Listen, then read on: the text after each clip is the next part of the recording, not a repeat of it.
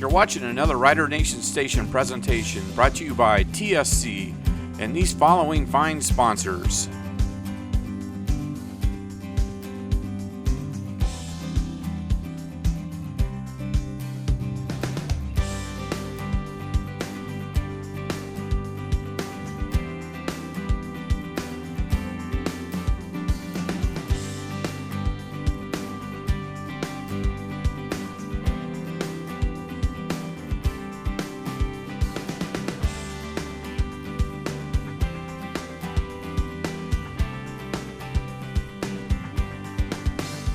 Welcome everyone to Grand Lake Health System Field, where tonight the St. Mary's Rough Riders host the Elida Bulldogs on Rider Nation Station. It's homecoming 2019, and we'll have those festivities as part of our pregame show. I'm Joe Hurlbert. I'll be bringing you all the play-by-play action of tonight's contest, and joining me for the first time this season is Zach Farrell. Zach, welcome to the booth. Joe, I'm so excited to be here. Thanks for having me in here, and looking great out here tonight. This is my first time seeing a game here at the stadium. I had vacation earlier in the year, and wow, what a facility, and what a night for some football. Absolutely. Well, the Elida Bulldogs come into Rider Country 0-6 on the season. They're 0-5 in the Western Buckeye League. They are the only winless team in the Western Buckeye League. Of course, the St. Mary's Rough Riders are 4-2.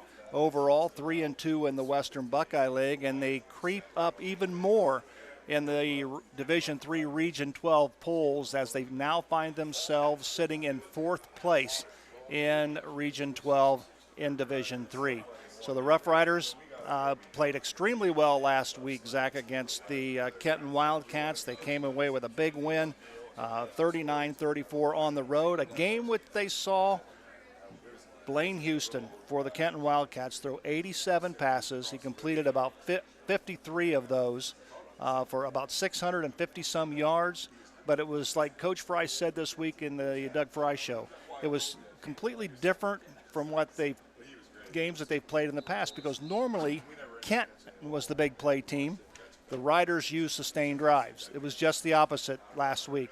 The Riders came up with big plays while Kenton controlled the football. Traditionally, you see St. Mary's own that play clock, own the time of possession. You see Kenton throw the deep bombs and score in 30 seconds. Totally opposite last week. I think if you're Doug Fry, you have to be happy with how much of it was a team win. Absolutely. You didn't have any real individual outstanding stats necessarily. Ty Howell certainly had a great game, but you had Kurt Bupp throw a touchdown. You had Troglin throw a touchdown. So you had people, you had everybody stepping up on defense with Kenton. You had people stepping up all over the field. It was truly a team win for the St. Mary's Rough Riders last week, which was absolutely necessary, huge, pivotal for their playoff chances, big in the WBL standings. You wish they only had one loss right now, but still with three losses, completely out of it. Anything can happen. We've seen OG have a couple close games. We know that Walpock and Kenton have one loss, so anything could happen these last few games. But great win last week by the Rough Riders over Kenton, and certainly an outstanding game to watch for a spectator standpoint. Absolutely. Well, as you mentioned, if the Riders are going to need some help if they want to climb back into the hunt of a Western Buckeye League title, a four-peat, if you will. Ottawa Glandorf stands atop the Western Buckeye League. They're 5-0 in the Western Buckeye League, followed by Walpock and Kenton at 4-1. Then St. Mary's is 3-2. Shawnee, Salina, Van Wert, Bath are 2-3 in league play. Defiance is 1-4. Elida is 0-5. And here's the way the games shape up this week. Shawnee is on the road at OG. That's a big game on the road at OG for the Titans. That's a huge game. We've seen OG just barely squeak out a win now 2 weeks in a row. Last week against Salina and the week before against Van Wert. So you're wondering if OG is going to drop one of these close games. They keep coming through. Certainly Ken Schreiner and that team always going to put together a formidable team, and they're certainly winning the close ones, which is important. And Wapakoneta is on the road. They're at Bath. Defiance will take on Salina. Kenton is on the road at Van Wert, and Van Wert continues to play well. So if Van Wert would happen to upset Kenton, that probably wouldn't be a surprise to a lot of people because Van Wert's playing well. No, Van Wert, it seems every year they improve as the season goes. You know, I'm sure their coaches hope that they could probably start out at that high level, but it seems like every year Van Wert continues to improve week after week, and this year's no different. Maybe Houston's his arm's a little tired from last week. Maybe certainly would not want to be playing Kenton's offense right now.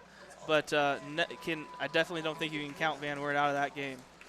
Well, tonight's battle is the 50th meeting between the St. Marys Rough Riders and the Elida Bulldogs, with the Riders holding a decisive edge in the all-time series with 41 victories to just 8 losses.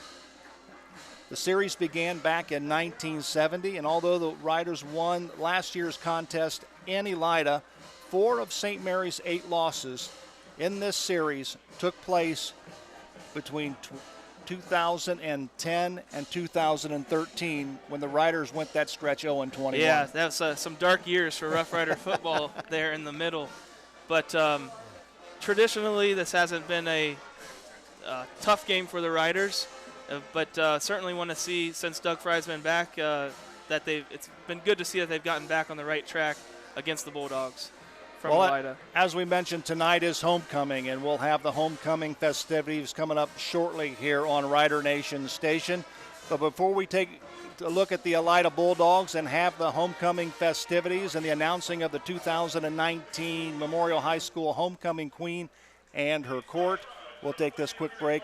We'll come back right after this. TV everywhere. TV everywhere? That's right, everywhere. You can watch TV from your tablet, your phone, your laptop, any mobile device, anywhere you want. Laundromat? Yes.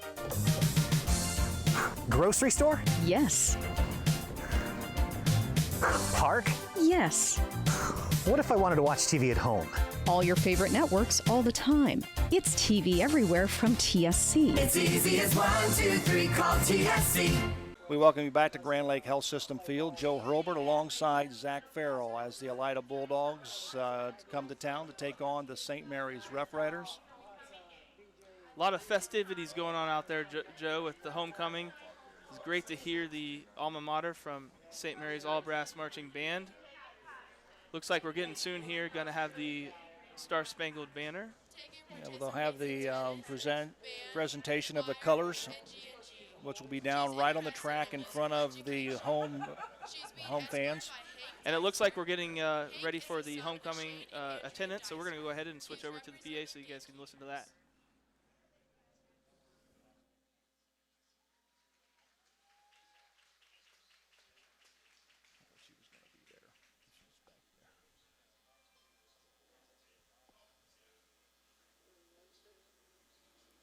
Sophomore attendant Skylar Huff. Skylar is the daughter of Josh and Kristen Huff. Skylar participates in art club, 4-H, and track. Skylar works at the Auglaize County Sheriff's Office with their Explorer program.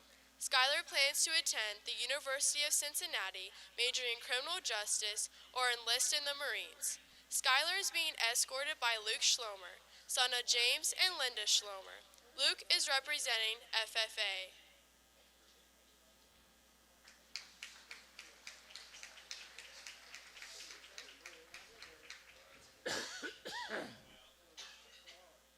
Junior attendant Lucy Spencer.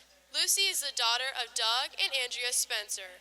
Lucy is on the competition dance team at the Dance Center and participates in FFA, Student Council, Interact, Gatekeepers, SCOBO, Band, and is active in 4-H. She is an assistant dance instructor at the Dance Center. Lucy plans to attend college when she graduates. Lucy is escorted by Austin Boley, son of Mike and Julie Boley. Austin is representing Student Council.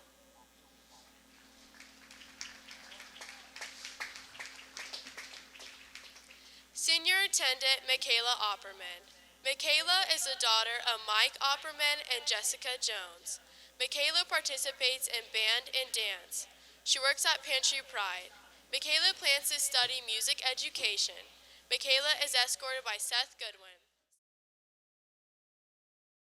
Seth is representing Drama Club.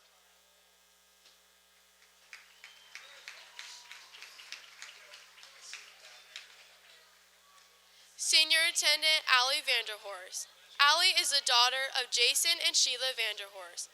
Allie participates in tennis, FCA, student council, and NHS.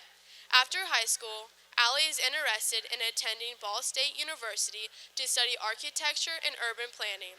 Allie is escorted by Dakota Bensman, son of Jimmy Bensman and Lori Fowler. Bam is representing FCA.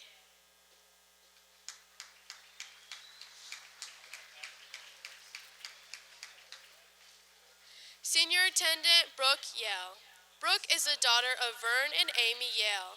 Brooke participates in girls powerlifting, NHS, band, Interact, FCA, and FFA.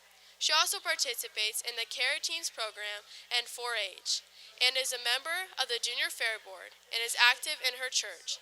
Brooke works at Albert Sporting Goods. Brooke is escorted by Mason King. Mason is the son of Justin and Shauna King. Mason is representing DECA.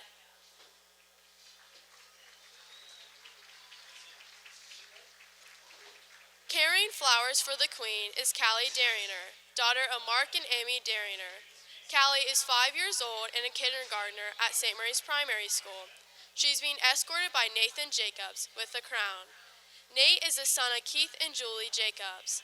Nate is 5 years old and is a kindergartner at St. Mary's Primary School. Please welcome back the 2018 Homecoming Queen, Lydia Davis, daughter of Nazee and Haifa Davis. Lydia is escorted by Howie Spencer, son of Doug and Andrea Spencer.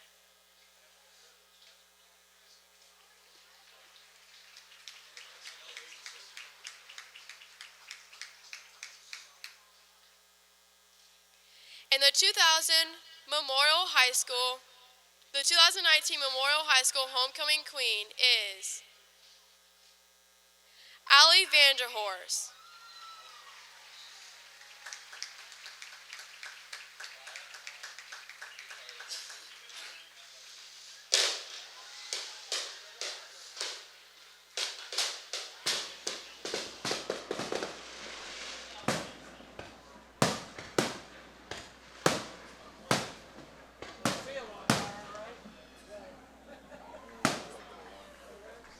Memorial High School would like to congratulate Allie Vanderhorst and the 2019 Homecoming Corps. Yep. Thank you to Hudson Jewelers for providing the homecoming and the flower. Well, congratulations to the 2019 Memorial High School Homecoming Queen, Senior Allie Vanderhorst. She's the daughter of Jason and Sheila Vanderhorst, and she is the 2019 Homecoming Queen. Complete with fireworks, Joe. Absolutely. I'll tell you, a lot of festivities going on, as they did with the first game to open the season here at Grand Lake Health System Field. They had fireworks. That's the case again tonight. A lot of things taking place tonight, so it should be a great atmosphere for high school football. A little bit on the overcast side. There is a threat of rain from here through about 9 o'clock. It starts out about 60%, about 7 o'clock, but hopefully we won't encounter that. But here's the thing. With an artificial turf, it's really the only thing that is a concern is the wetness of the football. The field is pretty sure-footed. Yeah, and really you got to think if it does start raining, it probably helps St. Mary's a little bit more than Elida. Elida, has a spread offense, looking to pass the ball a lot. A little bit easier to run the ball in rain than to pass it. But it's 70 degrees out here, maybe going to keep cooling down. And but overall, pretty nice night for football. Well, while we got a moment, let's highlight a little bit of the Elida Senior Bulldogs. Their head coach is Bill Speller. They come in with, as I said, an 0-6 overall mark, 0-5 in the Western Buckeye League. And when you look at the Elida Bulldogs year in and year out, they have some pretty decent athletes. In front of those athletes tonight is some pretty big people in the trenches. If you look up front at their offensive line, they're going to go 205, 220, 260 at center, 230 at right guard, 315 at right tackle. So they've got some pretty big people up front on the O-line. For comparison, Joe, 15 years ago when I was center, I was 190 pounds. So that's a big boy playing center. Granted, at St. Mary's we have a trimmer offensive line than a lot of schools, but those are some big boys. I definitely would not like to be our defensive lineman or Blake Canor trying to go against them. When I was in high school, we had three players that went over 200 pounds. Wow. And they were huge. Wow. The biggest team in the Western Buckeye League at that time was the OG Titans, and they had a trio. I think they were brothers, the Laubenthal brothers, and they came in at 245, 260. They were the biggest kids, obviously, in the Western Buckeye League at I remember, that time. Yeah, we played against Kenton that had DJ Burris that was getting recruited by Ohio State, ended up going to, I believe, Minnesota, and he was pushing 300, 350 or something like that, and that was quite the person to try to block as a offensive lineman. Joe, I'm noticing a lot of differences with the field tonight as well. First off, we have the Grand Lake Health System emblem out there on the 25-yard line. That looks great. Additionally, it looks like the pylons in the end zone are new. We've got a close-up here for those of you listening can't see this, but the pylons have Albert Sporting Goods on one side and the St. Mary's emblem on the other side. So pretty neat and a great camera shot there. Absolutely. Our camera crew's doing a great job. I want to ask you this question and see if you know this. Elida, years ago, had a phenomenal quarterback back in the mid-'70s. Do you know who that would happen to be? I don't even want to guess, Joe. A guy by the name of Ken Roethlisberger. Okay. Father of Ben. Of Ben. Yep. When Ken was the quarterback at Elida, when I was the quarterback at St. Mary's, Ken played his collegiate football at Georgia Tech, and I went on to the University of Toledo. But we became close friends after college was over. I knew Ben was from Lima, but I didn't realize that his dad played at Elida. Right now, they're having the presentation of the colors, and we'll take a break, and we'll come back with the playing of the national anthem right after this. Even though the music on the patio has come to an end, Guarneri's would like to thank everyone for joining them on the patio on Friday nights. Though the music has ended, stop in and try their signature Big Ralph sub, pizza, or calzone. Guarneri's on Spring Street in St. Mary's. Give them a call at 419-394-2244. Vogel's Bake Shop, making thousands of fresh donuts daily, open 7 days a week with stores in St. Mary's, Salina, and Walpock. Also now found in Wagner's IGA in New Bremen, Minster, and Fort Laramie. If you're in the market to buy or sell a home, your job is made easy with Scott Ross Realty. Contact one of their hardworking, well-trained agents today at 419-305-4373 for all of your home buying and selling needs. Scott Ross Realty, wishing all Rough Rider sports good luck. Right now, the St. Mary's Memorial All-Brass Marching Band will perform our national anthem. In the playing of our national anthem, we are also pleased to welcome Lorelei McAllister as she signs for the hearing impaired.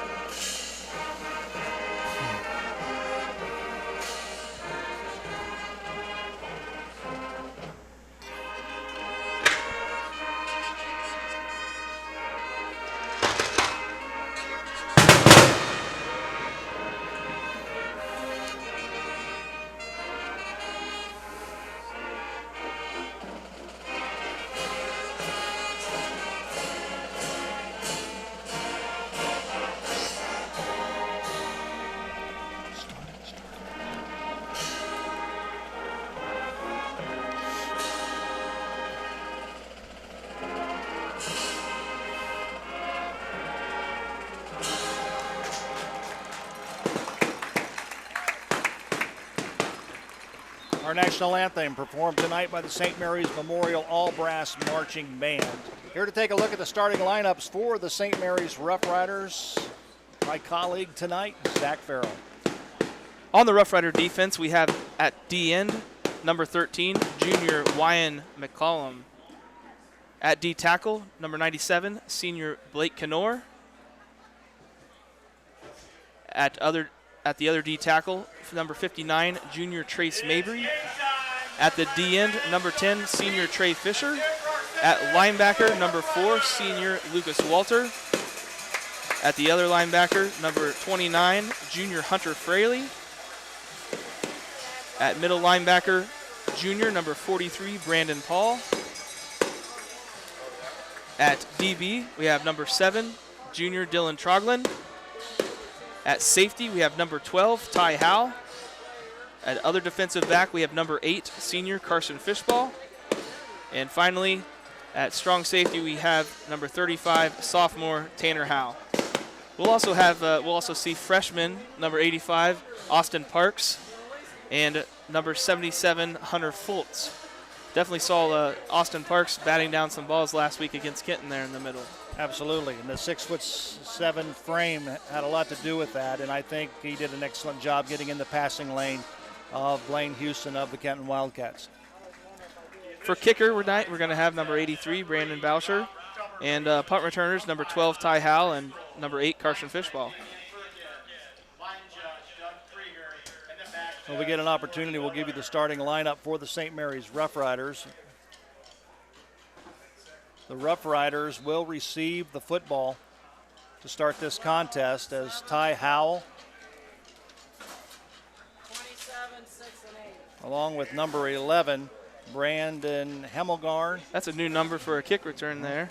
And Dylan Troglin will be deep for the Rough Riders to return this kick.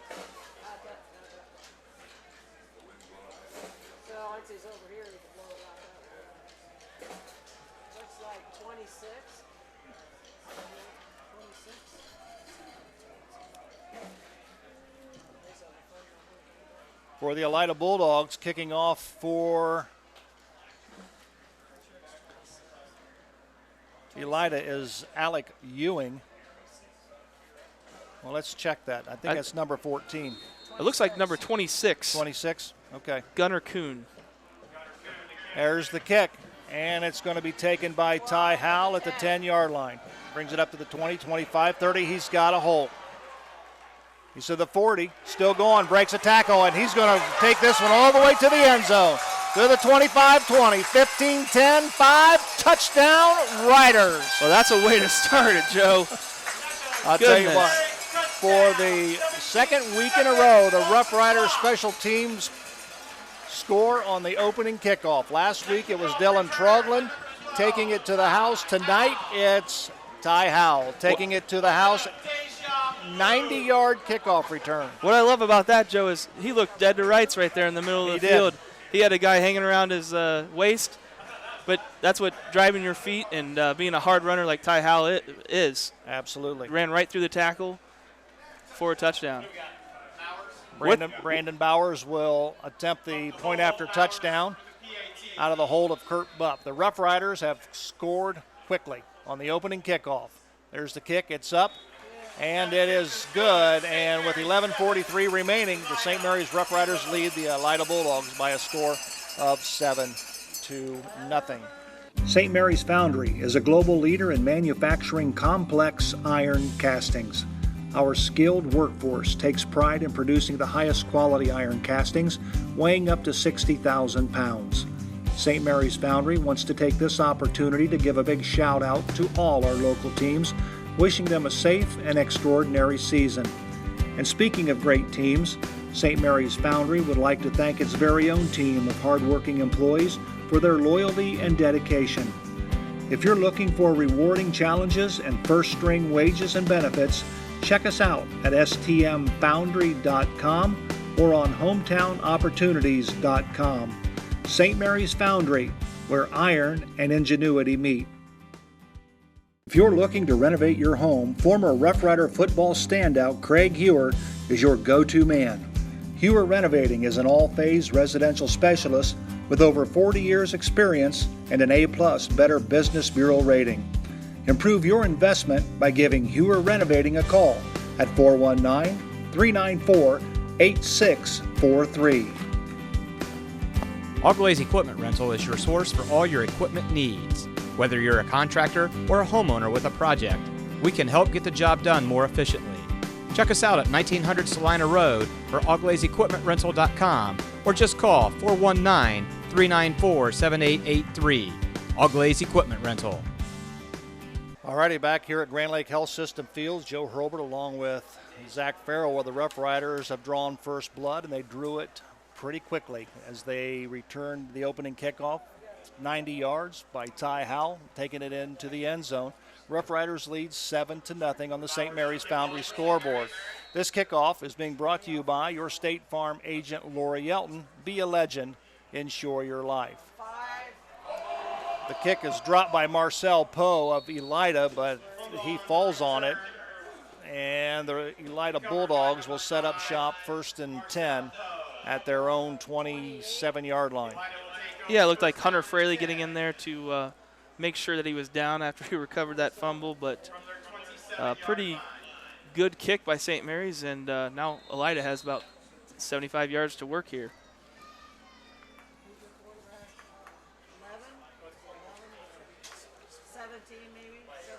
11:39 remaining. Clock is stopped. It will start again on the snap of the football. The quarterback, I think they have a change at quarterback. Yeah, it looks like number 11. Number 17. The carry was number 9. That's Colin Smith. He'll pick up a couple. Yeah, it is 17 there, Joe. Brandon Howard, sophomore. So Brandon Howard, number 9, right? 17. 17, yep. Pitched it out there to Marcel Poe. Well, that's a change in the starting lineup because originally Keyshawn Spivey was scheduled as the starter for tonight's ball game, so it's Brandon Howard. Howard's in the shotgun, and he'll give it to, I believe, Poe. I think it's actually 46. Gee. Mike Nebel. It's tough to see these Elida for sure. numbers up here, Joe. For sure.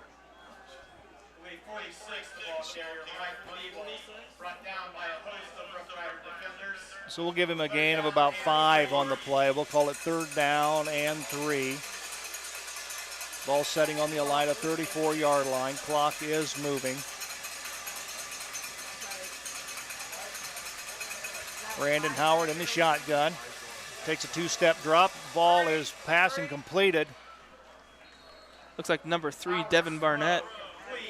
Devin Barnett makes the reception, gets across the 40-yard line. The Rough Riders bring him down at the 41, so it'll be 1st and 10.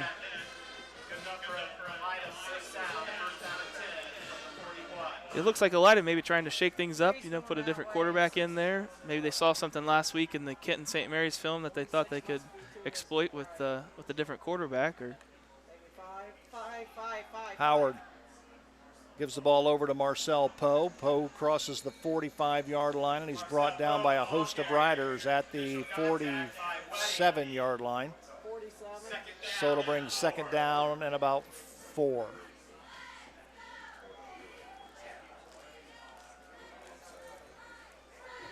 Trey Fisher in on the tackle. Trace Mabry was in on the tackle as well. Good support by Lucas Walder and Dylan Troglin. Brandon Howard in the gun. Gets the snap. Here comes Lucas Walder. He'll run him down, and he's got him. Brandon Howard keeps the football, and Lucas Walder chased him down from behind. We can see it here, that Lucas Walder, he sees it all the way, and he's kind of creeping up, and chases him down the line.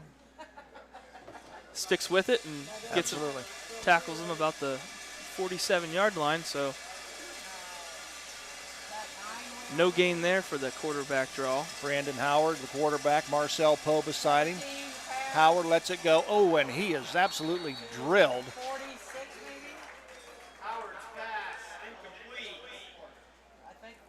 by Ethan Wedding. Beautiful defense by Man. the Rough Riders, number 6, Ethan Wedding. 4th down. It was good timing by Wedding there. Got to be careful not to hit him too early, get the pass interference call. Looked like he timed it up perfectly so that once the ball hit the receiver's hands, he hit him pretty hard and fell incomplete. So we have 4th down here. Dylan Troglin and Ty Howell back to receive the punt from the Elida Bulldogs. They'll be standing at their own 20-yard line. There's the punt. Nice punt. Fair caught. Called by Troglin. So the Rough Riders will have the football, and this will be their first possession of the football game. 8:32 remaining on the St. Mary's Foundry scoreboard. 7-0 St. Mary's here in the first quarter.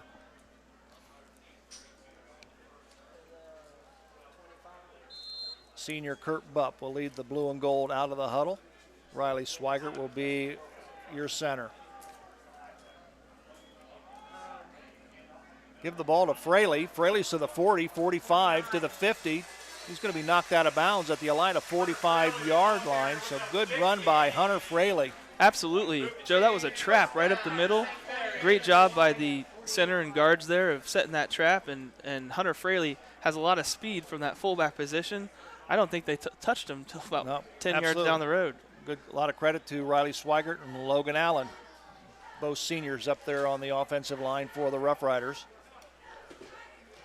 So the Rough Riders make it to Elida territory. It's 1st and 10 at the Elida 48-yard line. Bupp will give the ball to Wedding. He's got a blocker out front, and he's to the 25, to the 20, to the 15, 10, 5, touchdown, St. Mary's. Unbelievable. That's another trap, Joe, right up the middle. Great job again by Riley Swigert, Stash Patterson. Riders are on the board now. 46-yard touchdown by Ethan Wedding.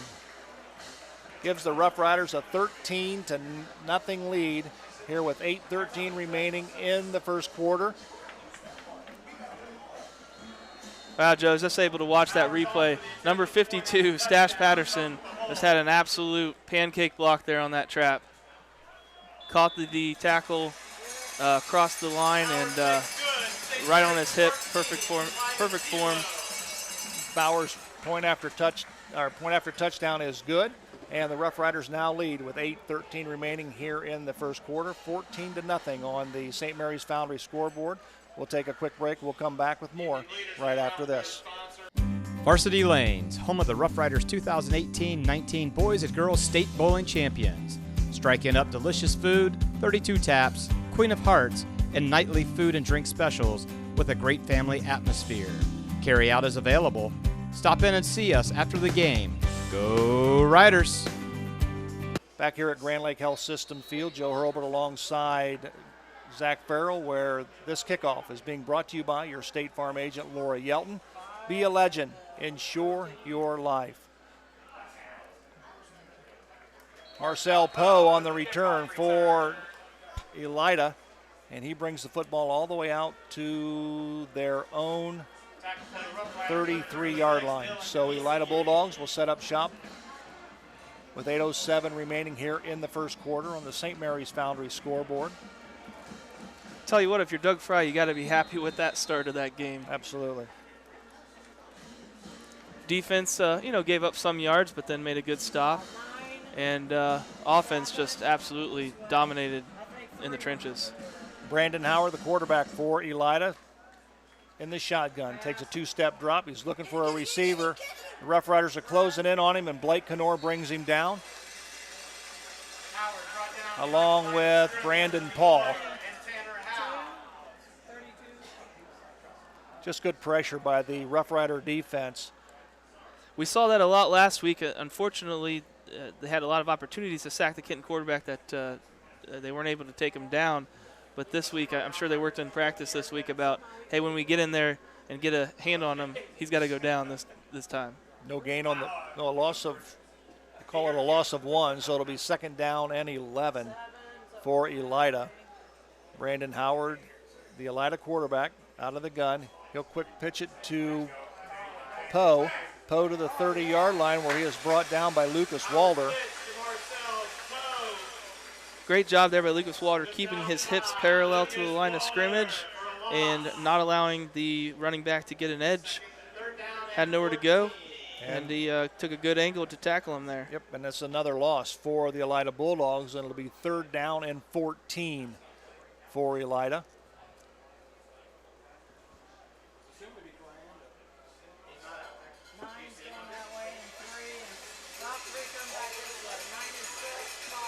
Three receivers to the right for the Elida Bulldogs, one to the left. Howard, the quarterback.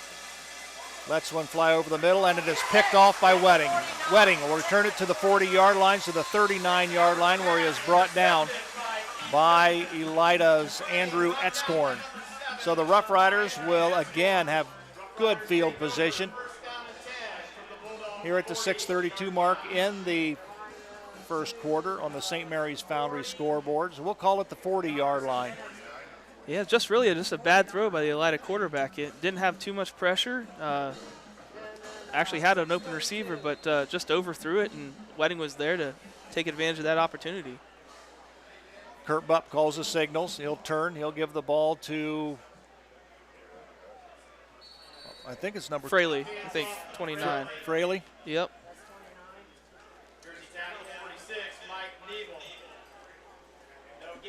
Hunter Fraley, the ball carrier for the Rough Riders. It'll be no gain on the play, so we'll call it 2nd down and 10 for St. Mary's. The football sitting right in the middle of the field. Kurt Bupp turns. He'll give the ball to Troglin. Troglin to the 35 on the sweep to the right and is run out of bounds at the Elida 28-yard line. So it'll be a 1st down St. Mary's, and they'll move the sticks on the far side of the field. 5:54 remaining here in the first quarter. 14-0 on the St. Mary's Foundry scoreboard. The Rough Riders have scored twice here in the first quarter on the opening kickoff, a 90-yard touchdown run by Ty Howe, and also a 46-yard touchdown run by Ethan Wedding. Bupp turns, gives the ball to Howe, sweeping to the left side, and he is brought down on a nice defensive play by number 7, Andrew Etzkorn for Elida. That'll be a loss of about 6 on the play. We'll call it 2nd down and 16 for St. Mary's as the football rests on the Elida 33-yard line. It was a traditional sweep. The guards went out there in front of the running back, but the defender ran right through the middle of him. Bupp turns. He'll give the ball to Wedding, I believe, and he'll be tackled at the 30-yard line, so a gain of about 3 on the play. We'll call it 3rd down and 12 for St. Mary's. St. Mary's tried a little off-tackle dive there, and unfortunately, one of the defenders just didn't get covered up and was able to take the legs out from under Wedding. Otherwise, I think he had a lot of space down the field if he could have gotten through that. We'll see if St. Mary's goes to the air, but I don't think they're going to out of this formation. Slot to the right, and they'll hand the ball. No, Bupp's keeping the football. He's to the 25 to the 20, where he is knocked out of bounds. He's going to be about 1.5 yards short. We've got a flag on the play. I think what happened there, Joe, is the Elida defender put a little extra motion out of bounds. See here on the replay. They did decide to pass out of there.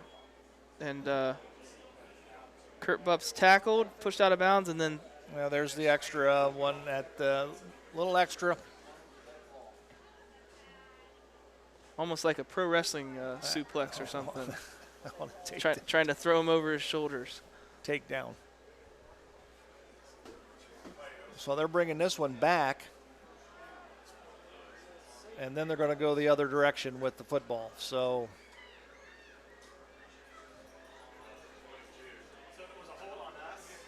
holding on the Rough Riders, unsportsmanlike conduct on Elida, I believe, is what they're going to call. Right, so the holding was during the play. So right. They'll mark that back, and then they'll go the other direction with the personal foul. So we'll call it 3rd down and about 5 for St. Mary's. Ty Howell, wing right for the Rough Riders. Fraley and Wedding in the backfield. Turn, give it to Wedding. He's got blockers out front. Cuts back across the field to the 20-yard line where he will get tackled and brought down at the Elida 17-yard line. So it is another Rough Rider first down. 4 minutes and 19 seconds remaining here in the first quarter. 14-0 St. Mary's on the St. Mary's Foundry scoreboard. Just another good traditional Rough Rider sweep out to the right side. We used to call that a 28. You can see number 52, Stash Patterson, getting a good block there again. Turn, give the ball to Howell. He'll run behind his blockers, and he'll be tackled at the, we'll call it the 11-yard line.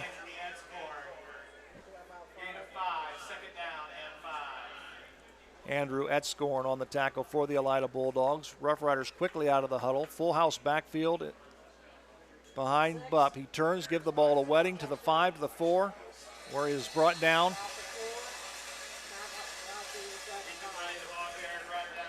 Good blocking at the point of attack. Yeah, a couple of the Rough Rider offensive linemen were 5 yards down the field, pushing their men into the end zone. You always like to see that. Starting to notice a little bit of rain out there, Joe. Yes, it is. There's about a 60% chance. Kurt Bupp with the quarterback keeper. He's going to bounce to the outside. He's still running. He's brought down now by a couple of Elida defenders.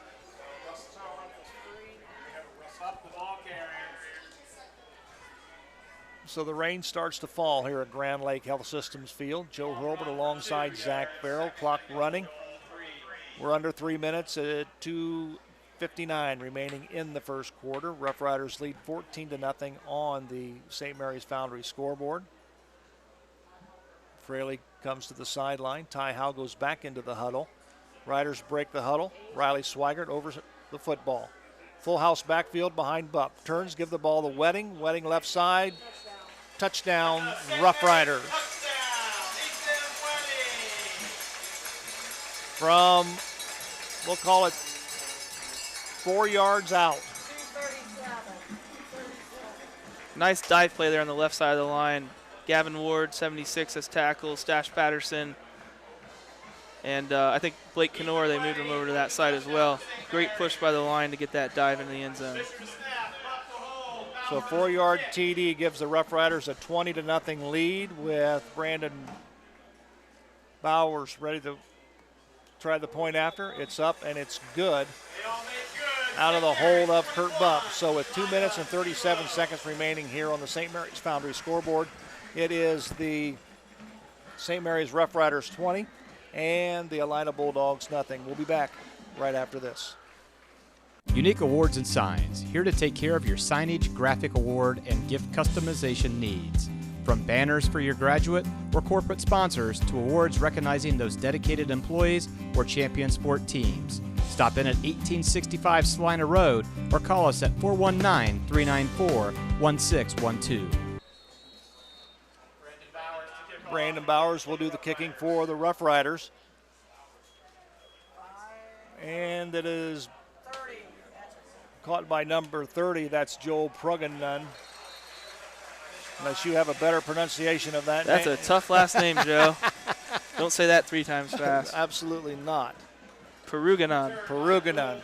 Well, yeah. There you can see that the rain is falling here at Grand Lake Health System Field. Good coverage by Carson Fischbach in on the play. So the Elida Bulldogs will have the ball 1st and 10 at their own 16, we'll call it the 17-yard line.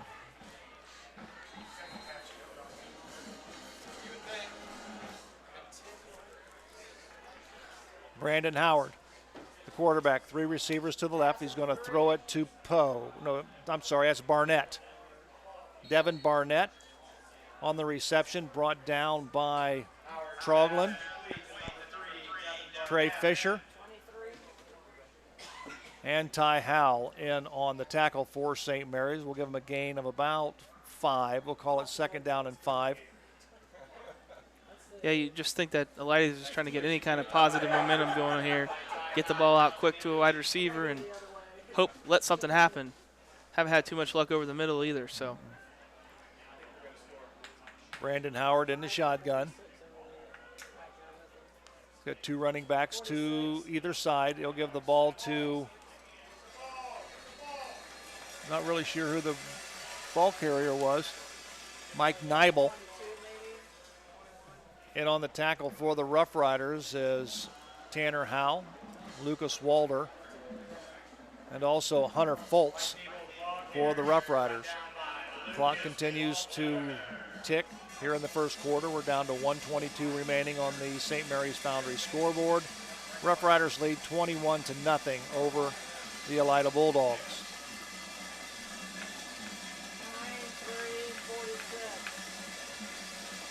Brandon Howard, the quarterback for Elida. Sophomore, he's got pressure.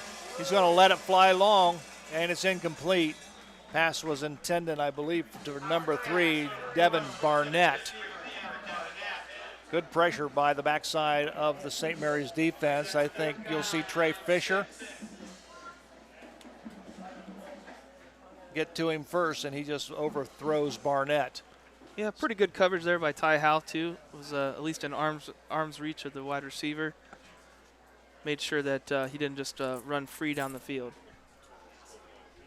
It'll be 4th down and 6, and Elida will punt the football, and the punt is off, and it will come to Troglin. Troglin will take it at the 50, cross to the 45. He's coming to the right side of the field. He's dragging an Elida defender, and he's finally brought down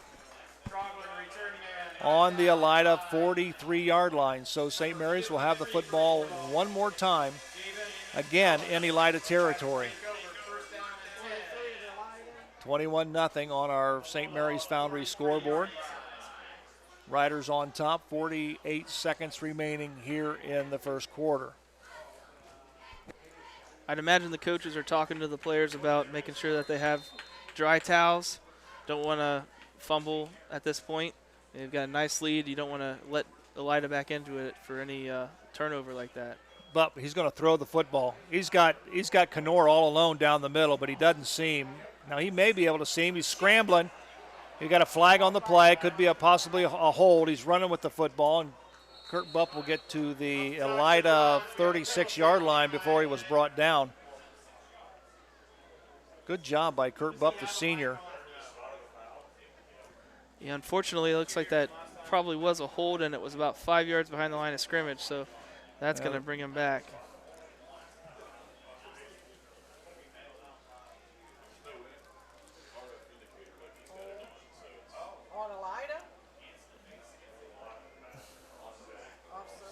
Offsetting penalties is being called by the officials on the field.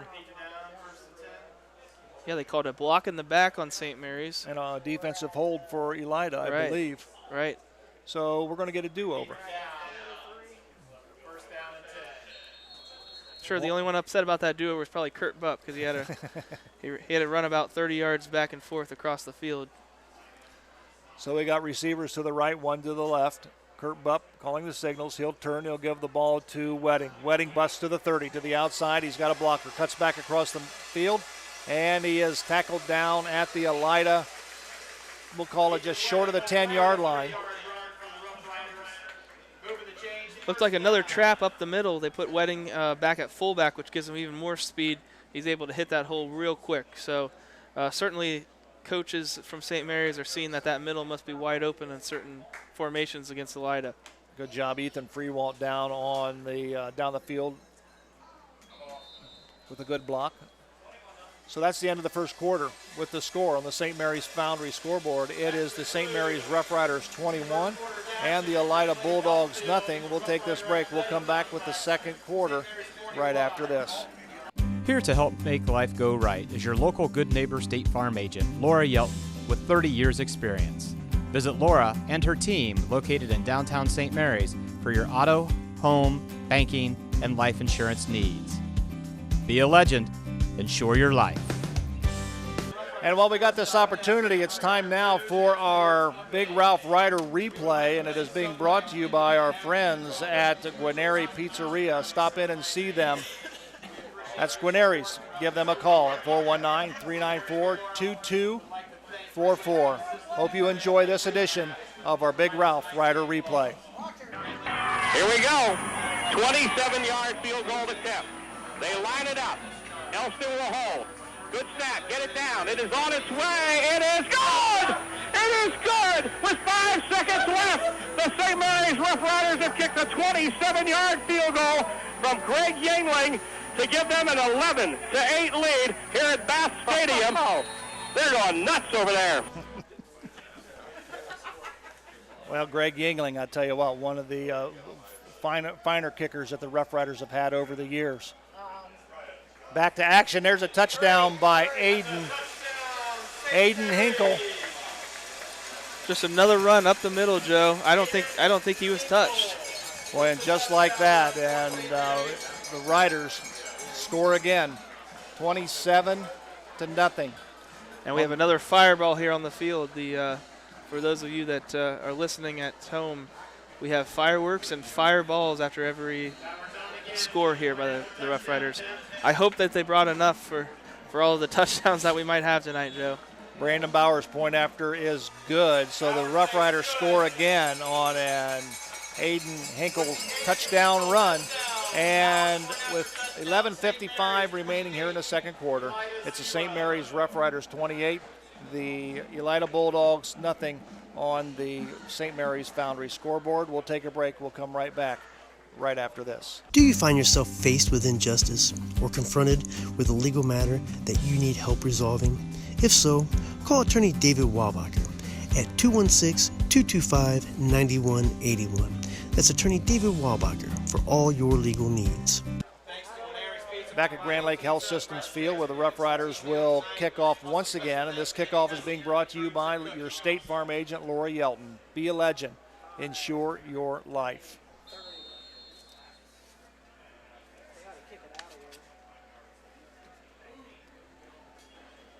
Kick is kicked into the end zone, so there will be no run back on this one. Good catch by Marcel Poe of that ball in the end zone, but can't bring it out anyway. Good kick by Bowers, and you always like to see that when you get a chance to kick it into the end zone. And yeah, what a tool to have. Absolutely. To be able to rely on your kicking team to put it consistently on the 20-yard line like that. As we saw from the beginning of the game, you don't want to – a lot of momentum can go when a team runs a kickoff back. So being able to take it all the way into the end zone from a kicking team is a great way to prevent any kind of momentum swing. Well, Elida with a 1st and 10 run will get the ball out to the – we'll call it the – 20, we'll call it the 29-yard line. It's just shy of the 30. Larkin Henderson, the ball carrier, gain of 9, second down and 1. Looks like we got some new players coming into the game for Elida there. That was number 23, Larkin Henderson. And new quarterback, too. 5's on the run, 23. This might – I wonder if this is Spivey. I mean, I got the starting lineups earlier this week, and all indication was that Marshawn Spivey was going to be the starting quarterback, and we have yet to see him unless this is him now, but I'm not sure this is him either. Well, Elida picks up the 1st down. So it'll be 1st and 10 for the Elida Bulldogs at the ball setting at their own 31-yard line.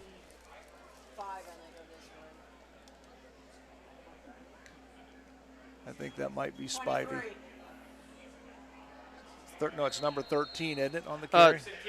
23, I think. 23? Larkin Henderson, I believe. You're right, Larkin Henderson. So Larkin Henderson is your new quarterback, and he is a freshman.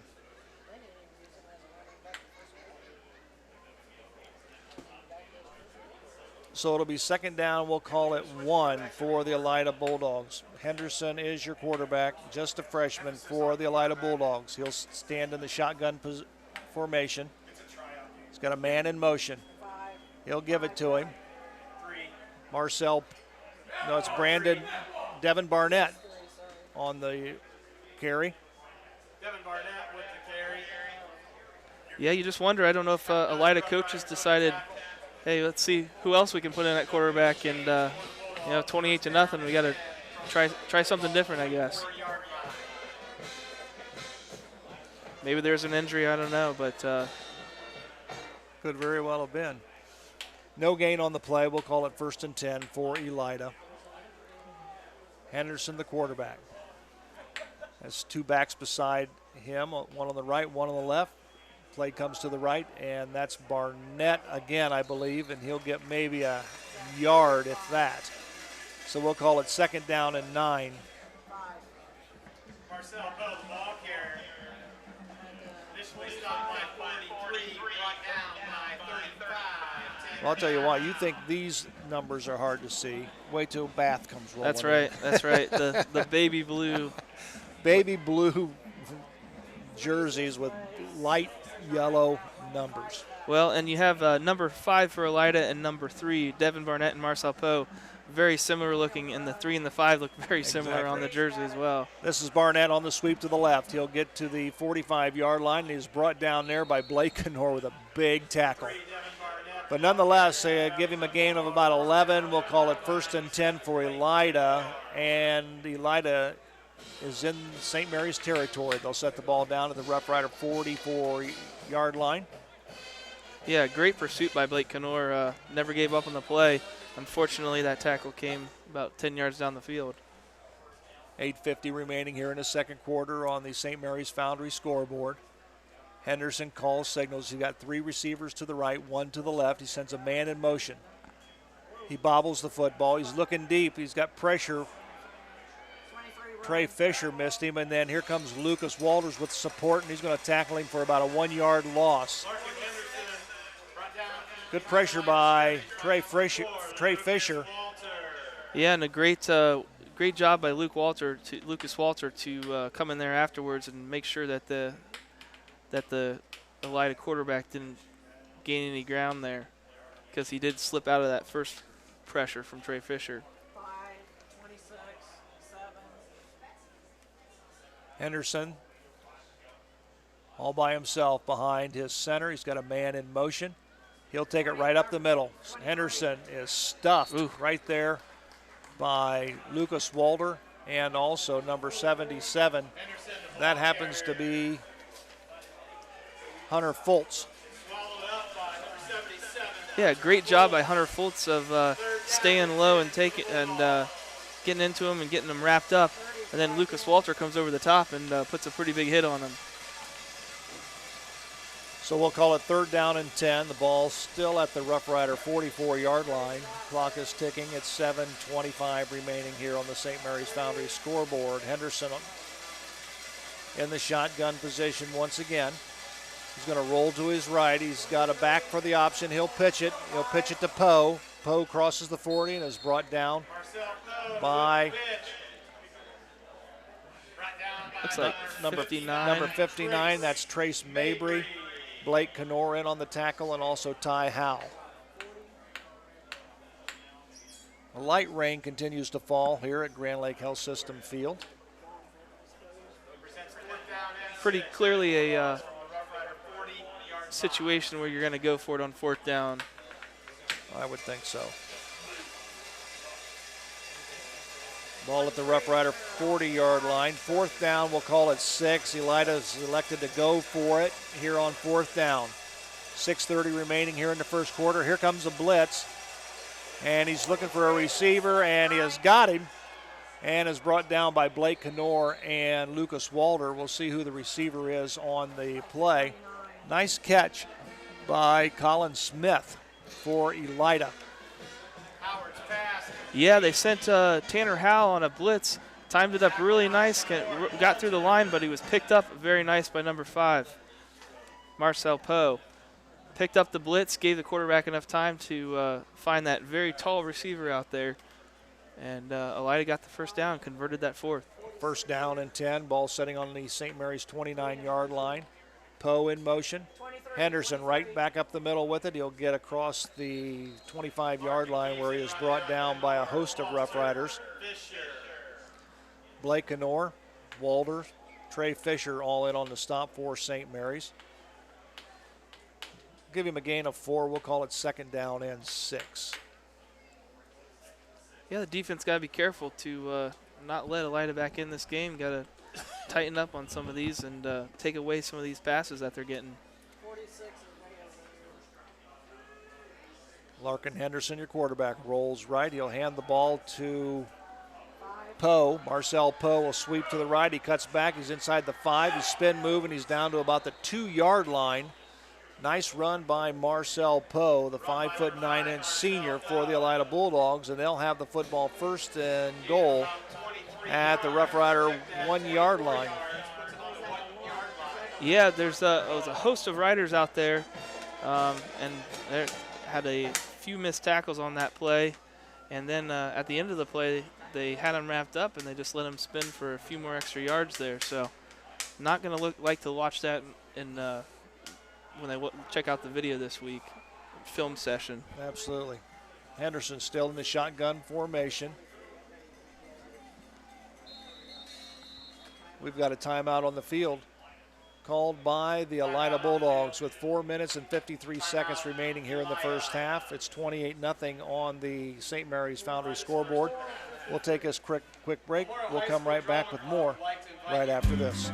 Fellowship of Christian Athletes is a middle school and high school club looking to spread God's love throughout numerous schools and communities of our local area.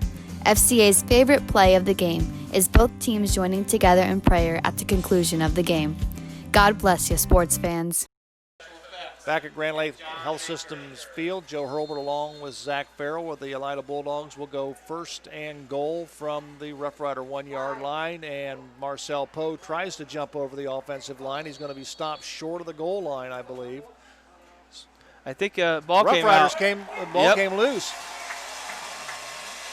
Yeah, it looks like Marcel Poe, he tried to jump over the pile, and as he was doing it, he was holding the ball out in front of him. And one of the riders just kind of swatted it out of his hand and fell on it.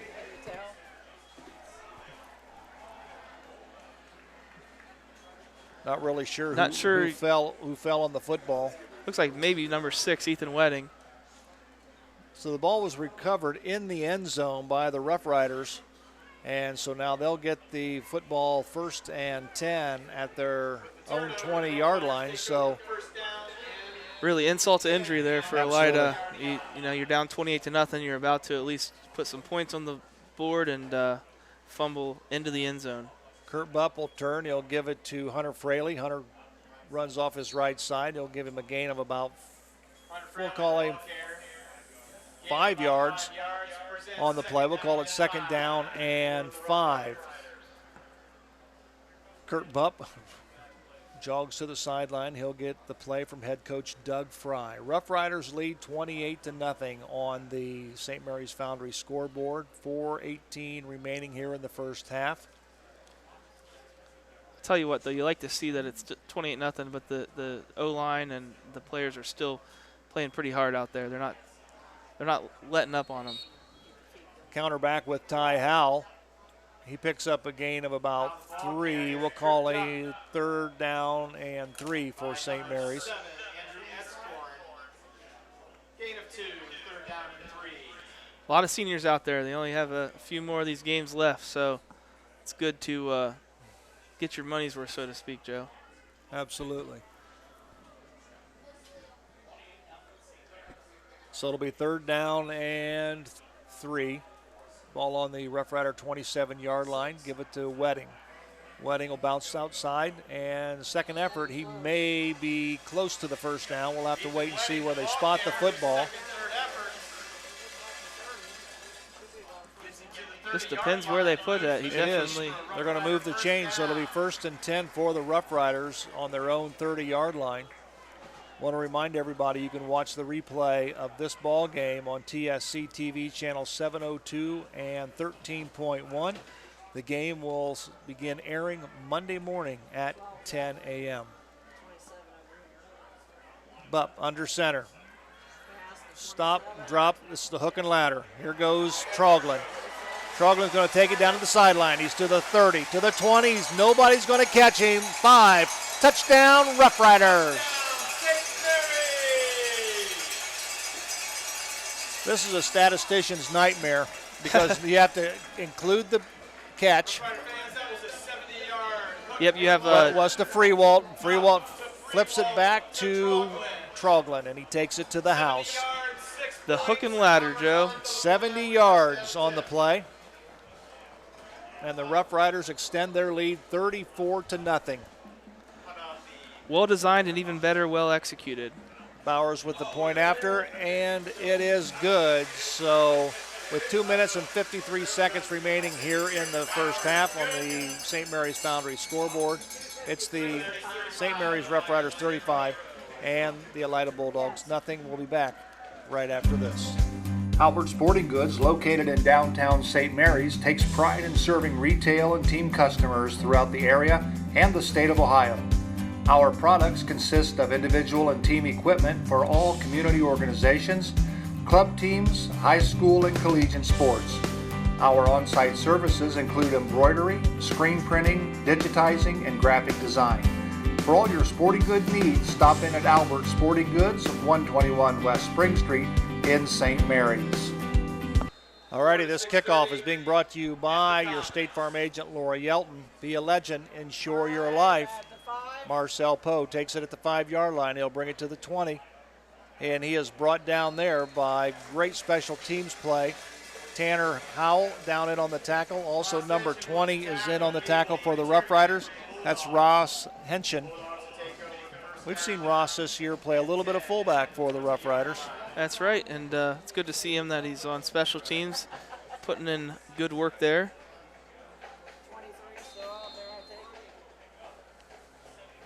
Looked like Dylan Giesecke got in there at the end too. 35-0 on the St. Mary's Foundry scoreboard. We still have the same quarterback in for Elida. We got somebody different this time. It looks like it's number 23 again. There's a Henderson's pass is complete to number 5, Marcel Poe. It wasn't a great thrown ball, Joe, but Poe was unfortunately so wide open that it didn't matter. He was able to put it under it.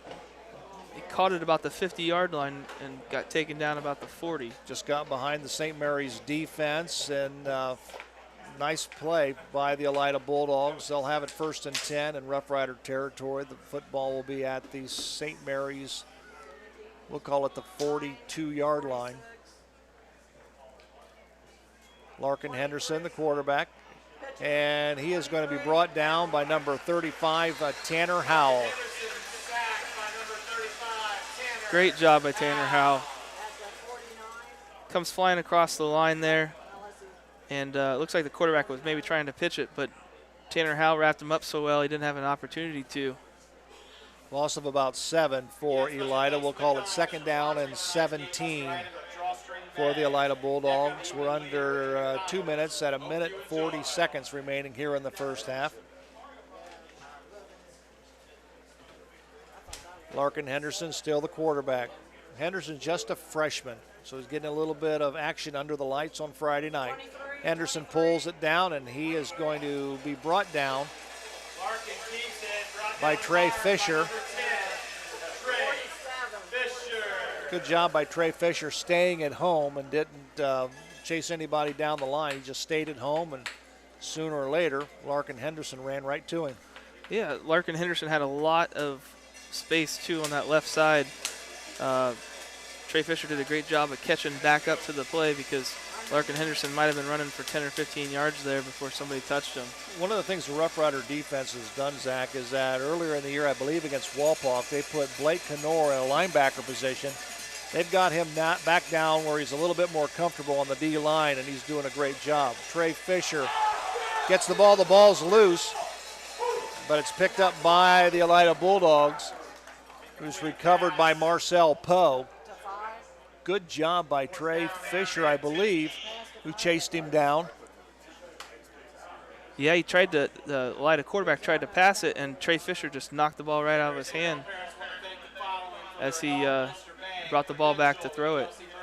Good alert play by Marcel Poe. It'll bring up 4th down and about 15 yards for the Elida Bulldogs. You know, I think what Bill Speller's philosophy is right now, we have nothing to lose. Right. We have absolutely nothing to lose. So with 39 seconds remaining, Henderson will throw it out to the right to his receiver. Like number 26. Number 26. Gunnar Kuhn. Gunnar Kuhn on the reception for Elida, but it's way short of a first down. And the Elida Bulldogs will give it up on downs, and the Rough Riders will have it 1st and 10 at their own 47-yard line. We'll see if the Rough Riders elect to take a knee and run the clock out. Doesn't look that that's going to be the case. The Rough Riders want more. 2 receivers split to the right. But he's going to pull it down and run. He's crossed the 45 to the 50. He's knocked out of bounds, and there will be another flag, or it should be another flag. Wow. And no flag. No flag. No flag, and they tackled him 3 yards out of bounds. Well, there you go. There's one for rules of the game. There we go. He didn't make the contact inbound, so I think Mark might say, well, he couldn't just let him go there, but it looked to me like they're a little extracurricular out of bounds. Bupp all by himself in the shotgun. He'll give the ball to Knorr. Knorr to the 40, to the 40, 35 to the 30, inside the 30-yard line, brought down at about the 27-yard line, so it'll be 1st and 10 for the Rough Riders, a 29-yard gain for the Rough Riders on that pass completion from Bupp to Knorr. Yeah, it looks like what's going on is it looks like maybe Coach Fry wanted to get some practice out of the shotgun here for his offense. On one hand, you get a little bit of practice on some of these plays that you might not normally have an opportunity to, and on the other hand, you put some film out there for some of the other teams that you're going to play that they know that they have to practice for this as well as your traditional wing T offense. How about that? Blake Knorr getting a catch there. Absolutely. A nice little screen right up the middle. Well, I have no idea what this is all about.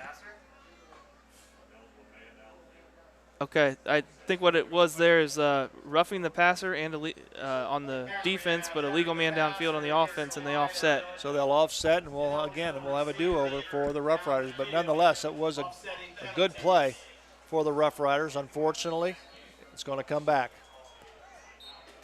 We've got a timeout on the field called by the St. Mary's Rough Riders with 15 seconds remaining on the St. Mary's Foundry scoreboard here in the first half. It's the Rough Riders 35 and the Elida Bulldogs nothing. We'll be back right after this. Where is that TSC bill? How can I pay it if I can't find it? You don't need the bill. You can pay it online at telcirco.com. Wasn't there a special this month? Yes, we got it from TSC's Facebook page. I know I've got the announcement for the club here somewhere. I just sent it to TSC to air on Channel 2. With telcirco.com, Facebook, Channel 2, and their newsletter, TSC makes it easy to stay connected. Now, if they could just help me clean up my desk. It's easy as 1, 2, 3, call TSC. Alrighty, back at Grand Lake Health System Field, Joe Hurlbert alongside Zach Farrell. 16 seconds remaining. Rough Riders want more. Kurt Bupp in the shotgun. He's got receivers to the right. He's looking deep. He's going to pull it down and run. He's to the 45, and he's run out of bounds at about the 41-yard line of Elida. 9.9 seconds remaining. Looked like a carbon copy of the play that we saw a couple plays ago where he got tackled maybe a little bit late out of bounds. Carson Fishbach was running the deep route on the right side. He was not able to get open, and good job by Kurt Bupp of recognizing that and just keeping the football and running. Kurt Bupp drops the football, and he's in trouble, but he eludes one Elida defender, and he's going to let it go, and he throws it out of bounds. With 0.7 seconds remaining here in the first half, so the Rough Riders are going to get one more playoff before the first half comes to a close. Unfortunately, I think they called intentional grounding. Well, if it's intentional grounding, it'll be loss of down for sure. That might be a runoff. It could very well be. Penalty is intentional grounding against the Rough Riders. That mean loss of down? Yep, loss of down, and if it's a runoff, that'll be the end of the first quarter.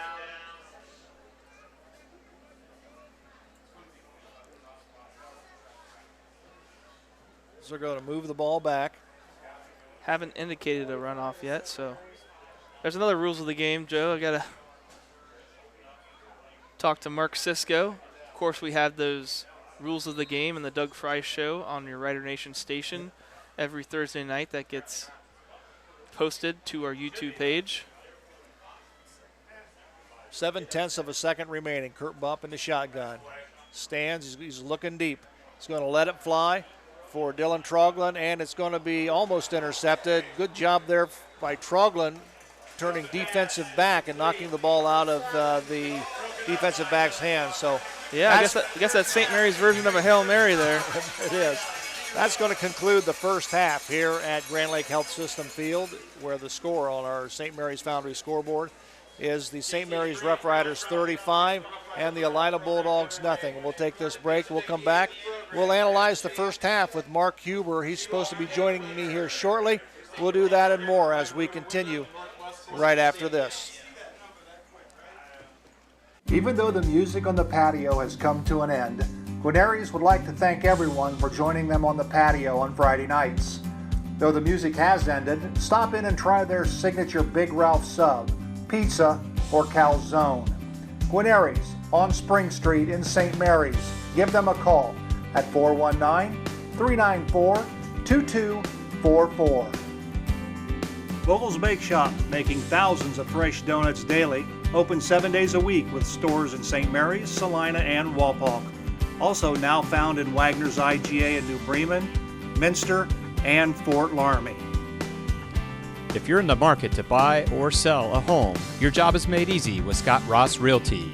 Contact one of their hardworking, well-trained agents today at 419-305-4373 for all of your home buying and selling needs. Scott Ross Realty, wishing all Rough Rider sports good luck.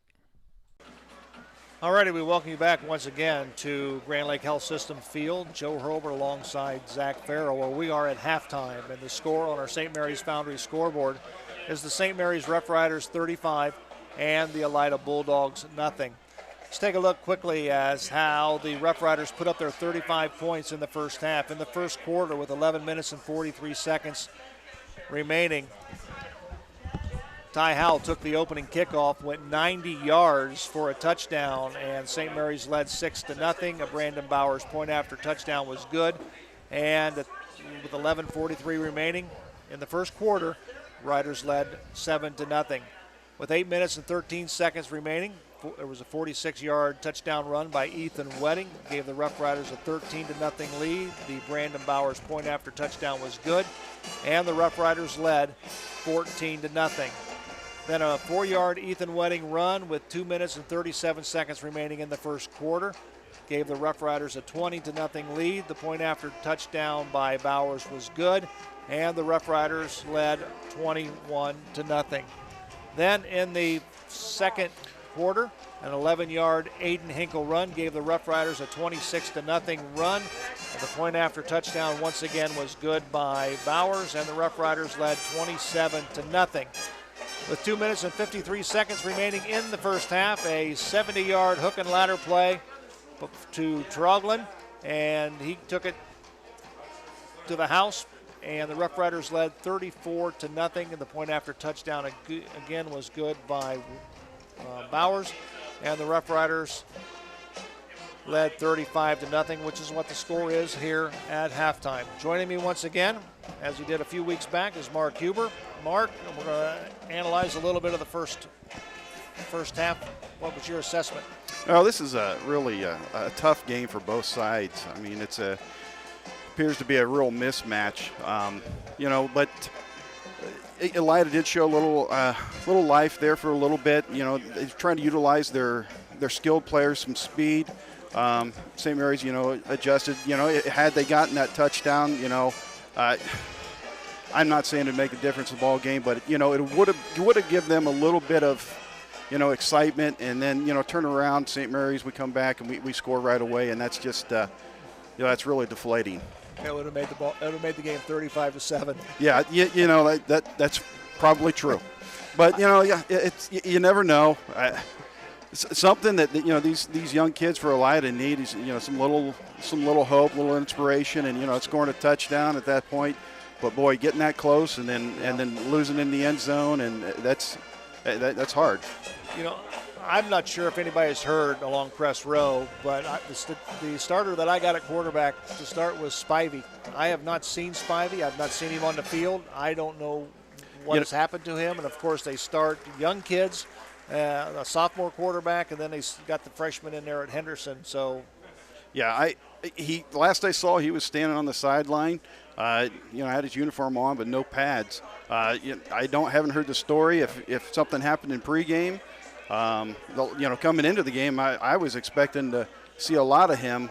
I was looking forward to seeing him. He's very athletic. As a track coach, I get to see him run the hurdles, and he placed 9th in the state in the hurdles, and he won the WBL in the 110s. And you're thinking this is something that is going to give St. Mary's a look, and just another difficult time for that team. Well, and keep in mind though, Spivey was also a senior.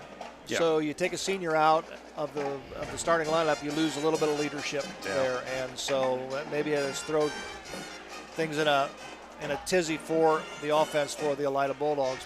But nonetheless, the Rough Riders. My question to Doug Fry was this week on his show was this: you had a big emotional win last week against Kenton.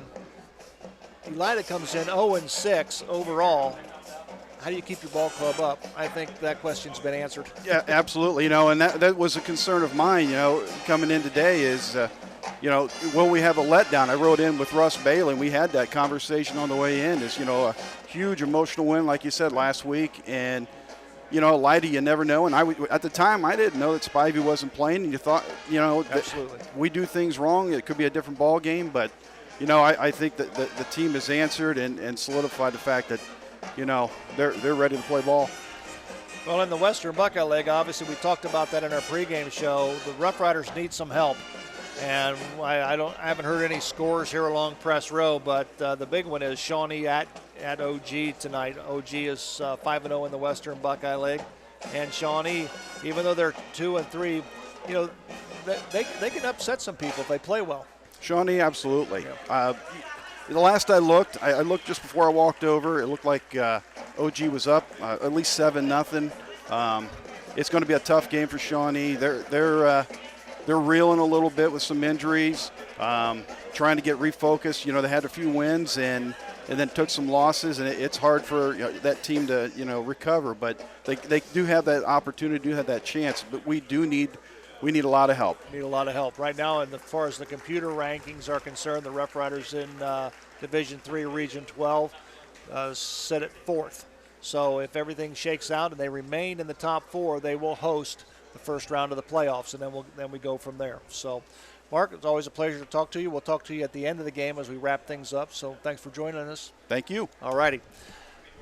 Let's take a break. We'll come back. We'll have statistics with Zach and that and more as our halftime show continues here from Grand Lake Health Systems Field, where the Rough Riders lead the Elida Bulldogs 35-0 on the St. Mary's Foundry scoreboard. St. Mary's Foundry is a global leader in manufacturing complex iron castings. Our skilled workforce takes pride in producing the highest quality iron castings, weighing up to 60,000 pounds. St. Mary's Foundry wants to take this opportunity to give a big shout out to all our local teams, wishing them a safe and extraordinary season. And speaking of great teams, St. Mary's Foundry would like to thank its very own team of hardworking employees for their loyalty and dedication. If you're looking for rewarding challenges and first-string wages and benefits, check us out at stmfoundry.com or on hometownopportunities.com. St. Mary's Foundry, where iron and ingenuity meet. If you're looking to renovate your home, former Rough Rider football standout Craig Hewer is your go-to man. Hewer Renovating is an all-phase residential specialist with over 40 years experience and an A+ Better Business Bureau rating. Improve your investment by giving Hewer Renovating a call at 419-394-8643. Auglai's Equipment Rental is your source for all your equipment needs. Whether you're a contractor or a homeowner with a project, we can help get the job done more efficiently. Check us out at 1900 Salina Road or auglaiseequipmentrental.com or just call 419-394-7883. Auglaise Equipment Rental. Welcome back to Grand Lake Health Systems Field. Joe Hurlbert alongside Zach Farrell, where the Rough Riders lead. Homecoming 2019 here at Grand Lake Health Systems Field. And again, before we go any further, we want to congratulate Allie Vanderhorst, who is the daughter of Jason and Sheila Vanderhorst. She is the 2019 Memorial High School Homecoming Queen for this year, so congratulations to her. Zach has got the statistics on the first half, so Zach? Yeah, Joe, not as one-sided as you might imagine, actually. First downs, St. Mary's had 10, Elida had 7. Total yards, St. Mary's with 245, Elida with 132. Passing completion, St. Mary's was 1 for 3 with 1 touchdown. Of course, that was on that hook and ladder. And Elida was 5 for 9 with 1 interception. Passing net yards then for St. Mary's was 70, Elida 61. St. Mary's had 19 rushes for 175 yards to Elida's 21 rushes for 71 yards. Fumbles, St. Mary's, of course, didn't have any. Elida has had 2 fumbles and 1 loss. Penalties, St. Mary's has had 2 penalties for 24 yards. Elida 1 for 15 yards. Certainly a lot different than last week, Joe, where Kenton had over 100 yards in penalties and St. Mary's had 40. Not quite seeing a lot cleaner game tonight as far as penalties are concerned. Third down conversions, St. Mary's was 2 for 3. Elida just 1 for 6. And punts, St. Mary's has had no punts, and Elida has had 2 punts for 60 yards. Average drive starting for St. Mary's at the 41-yard line, and Elida at the 23-yard line. That certainly made a big difference so far. And then time of possession, St. Mary's with only 7 minutes and 48 seconds. Elida with 16 minutes, 12 seconds time of possession. So really, by looking at those stats, you definitely see that St. Mary's has had bigger plays, better position on the field for scoring, and has made a lot less mistakes. But overall yardage, not as different as you might expect for a 35-0 score. Absolutely. Well, we're going to take a quick break. When we come back, we'll have more as our halftime show continues right after this. Varsity Lanes, home of the Rough Riders 2018-19 Boys and Girls State Bowling Champions. Striking up delicious food, 32 taps, Queen of Hearts, and nightly food and drink specials with a great family atmosphere. Carry-out is available. Stop in and see us after the game. Go Riders! St. Mary's Memorial All-Brass Marching Band performing for this crowd here at Grand Lake Health Systems Field. Zach, you got individuals? Yeah, we want to go over some of the individual stats here for St. Mary's. Passing, Kurt Bupp was the only one that's attempted to pass tonight.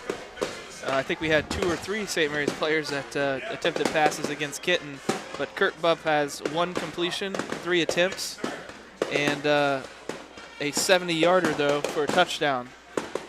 For rushing, we have number 6, Ethan Wedding, with 7 rushes for 102 yards, a 48-yard as a longest rush, and 2 touchdowns. He is averaging right now 14.6 yards per carry. It's not bad. Now, Kurt Bupp, the quarterback, has rushed 4 times just for 16 yards. He had a nice 7-yard run and gotten some pivotal first downs with those runs. He's averaging 4 yards per carry. We have Hunter Fraley at fullback with 3 rushes for 32 yards. His longest, though, was a 27-yard run early on. He's averaging 10.7 yards a carry. And then we have Ty Howe, 3 rushes for only 2 yards. Had a long of 5 yards. He's had, unfortunately, a couple that were negative, so that's netted him only 2 yards and averaging 0.7 yards per carry. And then for receiving for the Rough Riders, we have Ethan Freewalt with that 1 catch for 4 yards on that hook and ladder. And we have Dylan Troglin with a catch and a TD for 66 yards on that. So interesting the way that looks on the stats there with that hook and ladder. Yeah, but absolutely. All righty, we're going to take another break here from our exclusive sponsor, Hewer Renovating, and we'll be right back with more as halftime continues from Grand Lake Health System Field, where the Rough Riders lead 35-0 on the St. Mary's Foundry scoreboard. Hewer Renovating is an all-phase residential specialist with over 40 years experience and an A+ Better Business Bureau rating. If you're looking to renovate your home, former Rough Rider football standout Craig Hewer is your go-to man. Improve your investment by giving Hewer Renovating a call at 419-394-8643. Once again, back at Grand Lake Health Systems Field, Joe Hurlbert alongside Zach Farrell. You pretty much got them wrapped up. Statistics? Yeah, I think so for now. But you by any chance found any scores in the Western Buckeye League? Absolutely. That's what I wanted to talk about next. Actually, some surprises out there. Really? I have to look it up. But Wapakoneta is only leading Bath 7-3 at halftime. That's a shocker. Yeah. Ottawa Glandorf 10-0 at half over Shawnee. So that still, kind of think of maybe a toss-up could go either way. You have actually the Defiance Bulldogs over Salina, 21-14 at halftime. And keep in mind, Defiance comes into the ball game with a 1-4 league mark, 1-5 overall. Salina's 2-3 and 3-3 overall. So, again, as we talked about, you may have some more scores, but St. Mary's needs some help at the top if they want to four-peat, so to speak, in the Western Buckeye League. And there's some close games around the league. Well, you have Kitten maybe burning off a little of the frustration from last week. Unfortunately for Van Wert, Kitten's up 34-7 at half. A little surprising there. I thought Van Wert might give him more of a game, but like I said, the way that Kitten's kind of rolling here with that, seems like their quarterback's really in a rhythm, in a groove. Well, we're going to take a quick break. When we come back, we'll have more as our halftime show continues from Grand Lake Health Systems Field, where the Rough Riders lead on the St. Mary's Foundry scoreboard 35-0 over the Elida Bulldogs. Unique Awards and Signs, here to take care of your signage, graphic award, and gift customization needs.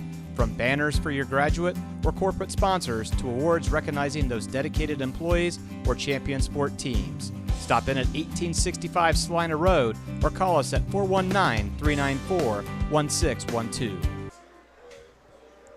Well, Joe, I don't know if we had a chance tonight to announce the offense for St. Mary's, the starters. They got started so quick there. Oh, yeah. So let's go ahead and give the offensive starters a shout-out now. We have at left tackle, number 76, a junior, Gavin Ward. At left guard, number 52, a sophomore, Stash Patterson. At center, number 62, senior, Riley Swire. At right guard, number 56, a senior, Logan Allen. At right tackle, number 65, junior, Morgan Sewer. And at tight end, we saw the catch that was unfortunately taken back, number 97, senior Blake Knorr. At split end, we have number 9, sophomore Gavin Reinecke. At quarterback, we have number 2, senior Kurt Bupp. At halfback, we have number 6, junior Ethan Wedding. At fullback, we have number 29, junior Hunter Fraley. And at other halfback, we have number 12, senior Ty Howe. Of course, we're seeing number 50, Devin Shannon, rotate in there at tackle. We're seeing number 20, sophomore Ross Henshin, rotate in at fullback. Number 3, Aiden Hinkle, rotate in. Of course, as freshman. He's gotten some time at halfback. On the extra points, we have Kurt Bupp as the holder, and of course Henry Spencer, number 86, as the kicker. I do know that on that last extra point there, Kurt Bupp did a great job of handling a snap that was bobbled, getting it down and getting that extra point. And for punts, of course, we have number 83 tonight, Brandon Bowers. Fortunately, hasn't had to be used yet, and hopefully won't the rest of the game. Well, we've got a 35-0 score. Now, again, my question to you will be this. Keep in mind, running clock with anything over 30. So we'll keep an eye on the clock here in the second half. I didn't notice it in the first half, did you? No, we learned in rules of the game this year that they did introduce the running clock in the first half, but it requires the other coach to okay it. So I didn't notice it was running. I'm assuming that either they didn't ask Elida, maybe they weren't thinking about it with the new rule, or Elida turned it down. A team like Elida with a spread offense, maybe you think, I'm not going to give up this early. I'm not going to start the clock. I don't want my players to think that we're giving up. So Mark Sisko mentioned that a couple times. He didn't think very many coaches were going to take advantage. Exactly. Of now, that. in the second half, is it an automatic thing? Correct. It's automatic. So the running clock will be in effect to start the second half. We're going to take this break. When we come back, we'll return with the second half kickoff as the St. Mary's Rough Riders and the Elida Bulldogs do battle here at the Grand Lake Health Systems Field, where the Rough Riders lead on the St. Mary's Foundry scoreboard 35-0. If you're looking to renovate your home, former Rough Rider football standout Craig Hewer, he's your go-to guy. Hewer Renovating is an all-phase residential specialist with over 40 years experience and an A+ Better Business Bureau rating. Improve your investment by giving Hewer Renovating a call at 419-394-8643. All righty, we welcome you back. Both teams have returned to the field in preparation of second half action. And if you ever get an opportunity, we would appreciate you to stop by our sponsors who make this broadcast and rebroadcast possible.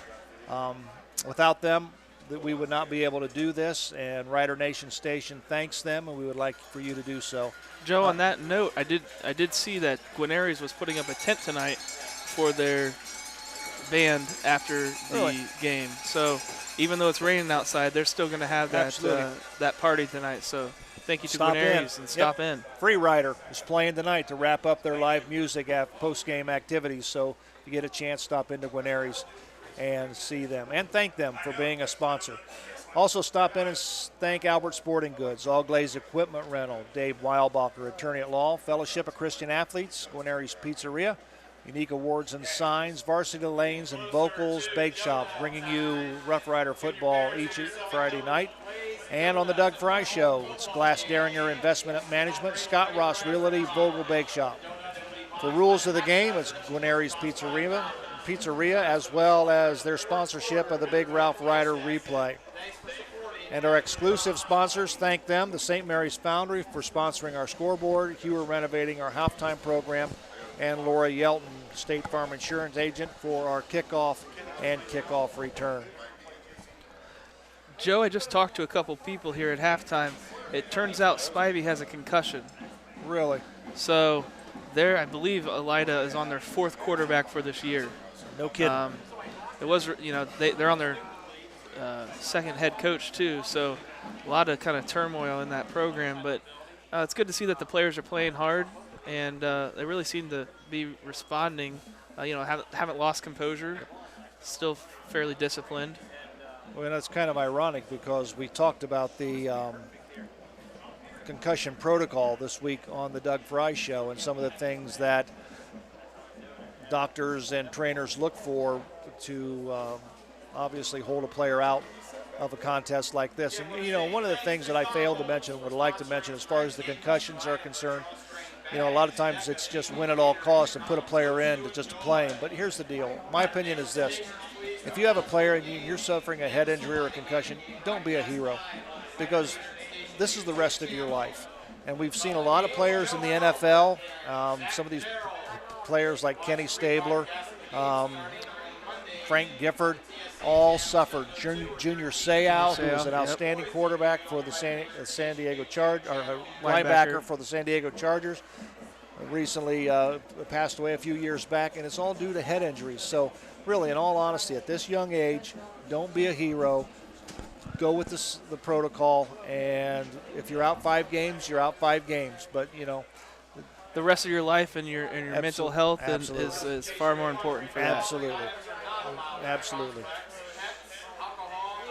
Well, it looks like the rain's coming down a little harder, Joe. It's not quite the same same mist that we had earlier. It's much more of a shower because we're starting to feel it up here in the press box. Absolutely. The wind continues to blow. A little bit breezy here at Grand Lake Health Systems Field, where the St. Mary's Rough Riders will kick off, and Brandon Bowers will do the kicking for the Rough Riders. And this kickoff is being brought to you by your State Farm agent, Laura Yelton. Be a legend. Insure your life. Oh, mercy. Radar doesn't look too good, does it? Nope, and temperature has dropped from about 70 at kickoff to 61 now, so starting to see the temperatures drop and the rain fall. Marcel Poe is back to return to kickoff. He's in the middle for the Elida Bulldogs. He is flanked by Devin Barrett, and I'm not sure who's on the far side, but looks like number 3. Number 5 and Poe, Barrett, and I'm not sure who the far guy is. Yep. So Brandon Bowser will do the kicking off for the Rough Riders. He approaches, and it's not a really good particular kick. Bounces on the field, is picked up by number 30. Number 30, and that is Joel Pregame. I don't know. We do our best, folks. We do our best. Pregame, a 5'6", 140-pound senior for the Elida Bulldogs, will bring it out to the. We're back to 17. 17's back out there. It's about the 26-yard line. 26, where the Elida Bulldogs will set up shop. And you saw the motion there by the officials. They are running the clock, so the clock is running. We'll check and see who the Elida quarterback is, but the handoff is to Barnett. And he is tackled for a loss behind the line of scrimmage. Brandon Howard's back in at quarterback for the Elida Bulldogs. This game's now being played with the running clock for the Ohio High School Athletic Association point differential rule. The clock will be stopped after changes of possession, at the end of periods, when a score occurs, and for officials and team. Devin Barnett was the carrier for the Elida Bulldogs. He was tackled for a loss. We'll call it second down and 13, so a loss of 3 on the previous play by Elida. Brandon Howard is the quarterback, sophomore for the Bulldogs. Calls the signals, throws it out here to number 46. The pass was incomplete. Howard's pass incomplete, intended for Mike Nebel. Good job there by Troglin of getting his hand in there and knocking that ball out, because by all accounts it looked like the wide receiver had the ball, had possession, but couldn't come down with it. So we'll call it third down and 13 for the Rough Riders. Ball setting on the Elida 23-yard line. Clock will running and will continue to run because the running clock is in effect here in the second half as the Rough Riders lead by more than 30 points. They lead 35-0 on the St. Mary's Foundry scoreboard. Howard looking for somebody to throw it to, gets it out to his wide receiver, and he's going to be shoved out of bounds for about another 3-yard loss. So it'll bring up fourth down and about 17 for the Elida Bulldogs. Yeah, it looks like they're going to punt here. They're too far back in their own territory not to. Back to return the punt for the St. Mary's Rough Riders, Ty Howe and Dylan Troglin. They'll be standing at their own 46-yard line. I tell you what, Joe, in this type of rain, this is where you want to be watching, listening to the game at the VFW or favorite establishment Absolutely. in town. And I think a lot of the fans are starting to head towards the exit, certainly on the Elida side. Well, Elida didn't bring a good following to begin with, but this rain and the score is going to send them home early, I do believe. Into the ball game for the St. Mary's Rough Riders is number 85. That's Brandon Bauer. No, it's not Brown Bowers. Let's see who that might happen to be. 85 in the ball game is Austin Parks. There's Hunter Fraley with the carry up the middle. He's to the 30-yard line, to the 25. He's going to be knocked out at the Elida 21-yard line. Good run by Hunter Fraley right up the middle.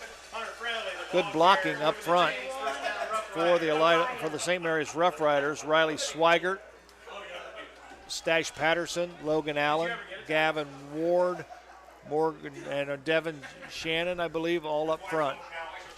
Blocking for Hunter Fraley, who picks up the first down.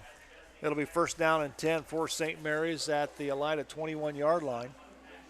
Clock continues to roll. Bupp, give it to Henson. Ross Henson, ball carrier. He's in at fullback, and he'll carry the football 8 yards, and it'll be second down and 2. Definitely seeing that emphasis to keep it in the middle here all night here for the St. Mary's rushing attack. Also see number 76, Brian Ward, in the game at left tackle. So good to see that Doug Fry is able to get some of these younger guys some time. There's Henson. He's inside the 5. Number 11 there's blocking really well. That's Braden Himmelgarn, sophomore. So Coach Doug Fry starting to insert some of his younger players, getting a little bit of Friday night under the lights experience.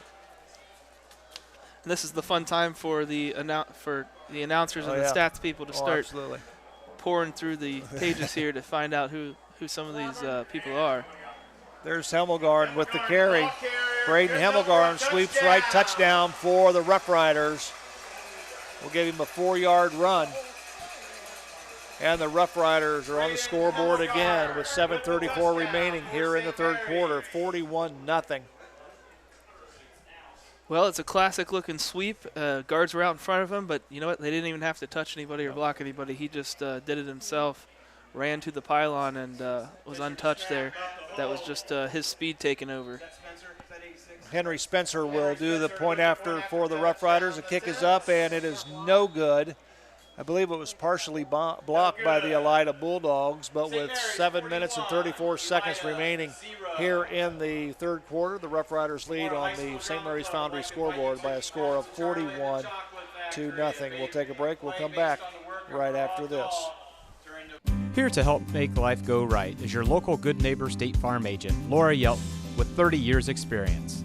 Visit Laura and her team located in downtown St. Mary's for your auto, home, banking, and life insurance needs. Be a legend. Insure your life. Back at Grand Lake Health Systems Field, 41-0. St. Mary's leads on the St. Mary's Foundry scoreboard. This kickoff is being brought to you by your State Farm agent, Lori Yelton. Be a legend. Insure your life. Bowers' kickoff is picked up by number. What is the number? Number 30. Not going to try the name again, Joe? No, I don't see. Joel Peruganen. Peruganen. That's as good as I can do. It's probably wrong as well. And I'll say it, and it'll be completely different. So we'll check to see who the Elida quarterback will be. The last series, it was Brandon Howard, the sophomore. It will continue to be Brandon Howard. So he'll set up the Elida offense. He'll hand it off to, I think it's number 5, Marcel Poe. And he'll gain about 1 on the play, so we'll call it second down and about 9. Looks like we're also getting some of the maybe traditional JVers in here. We have number 67, Zeke Kohano. I'll go with that. Elida sends 2 receivers to the right. Brandon Howard in the shotgun. 1 lone setback beside him. I think Elida wants to call timeout. So with 6:23 remaining here in the third quarter, Riders lead 41-0 on the St. Mary's Foundry scoreboard. We'll take another break. We'll come back right after this. Albert Sporting Goods, located in downtown St. Mary's, takes pride in serving retail and team customers throughout the area and the state of Ohio. Our products consist of individual and team equipment for all community organizations, club teams, high school and collegiate sports. Our on-site services include embroidery, screen printing, digitizing, and graphic design. For all your sporting good needs, stop in at Albert Sporting Goods, 121 West Spring Street in St. Mary's. Guarneri's Pizzeria. Guarneri's on Spring Street, home of the signature Big Ralph sub, pizza, and calzone. Come try our thirst-quenching Riderade before, during, and after the game. Tonight is the last night for live music, and we're going out with a bang. Stop in after the game and party with Free Rider. it's Guarneris. Give them a call at 419-394-2244. Alrighty, back here at Grand Lake Health Systems Field, Joe Hurlbut alongside Zach Farrell. The clock is running. Elida has the football. They'll find themselves second down and 9. And there's the run to Marcel Poe. Marcel Poe, the ball carrier. He'll gain a couple where he's brought down by a host of Rough Rider defenders. Gain of a few. Trey Fisher does a nice job of turning him back inside and is in on the tackle as well. Yeah, and Joe, that 67 is Zeke Quijano. So I got some Very good. help on that one. We have number 43, Brandon Paul, also coming in. Looks like number 29, Hunter Fraley, getting some time at DN there. Brandon Hemmelgarn will stay at one of the corners for the Rough Riders. Braden Hemmelgarn, and Hemmelgarn intercepts the pass. Right on call. Right on cue, Braden Hemmelgarn picks off the pass of Brandon Howard. So the Rough Riders will have the football, 1st and 10. And Hemmelgarn will stay in offensively too as we get a new quarterback for the St. Mary's Rough Riders, and that's Gavin Reinecke. So it looks like Kurt Bupp's evening is complete as Gavin Reinecke will take over the quarterback spot here in the third quarter. 5:12 remaining. Clock is running. Riders lead 41-0. There's a touchdown run by number 20 for the Rough Riders, and that's Ross Henchen. Actually, it looks like it's number 22. 22, I'm sorry. That's all right. That's Aiden Engenbrod. Nice job by the guards pulling out here and sealing off number 51 and number 68. That's Ryan Davis and Corey Sullivan. Fortunately, it looks like we had a penalty here, though, Joe. Well, it looks like his first career touchdown as a Rough Rider is going to be negated by a penalty. Looks like blocking below the waist. This is a big one. Wow. This will bring the ball all the way back to the Elida 39-yard line. So it'll be first down and a whole bunch for the Rough Riders.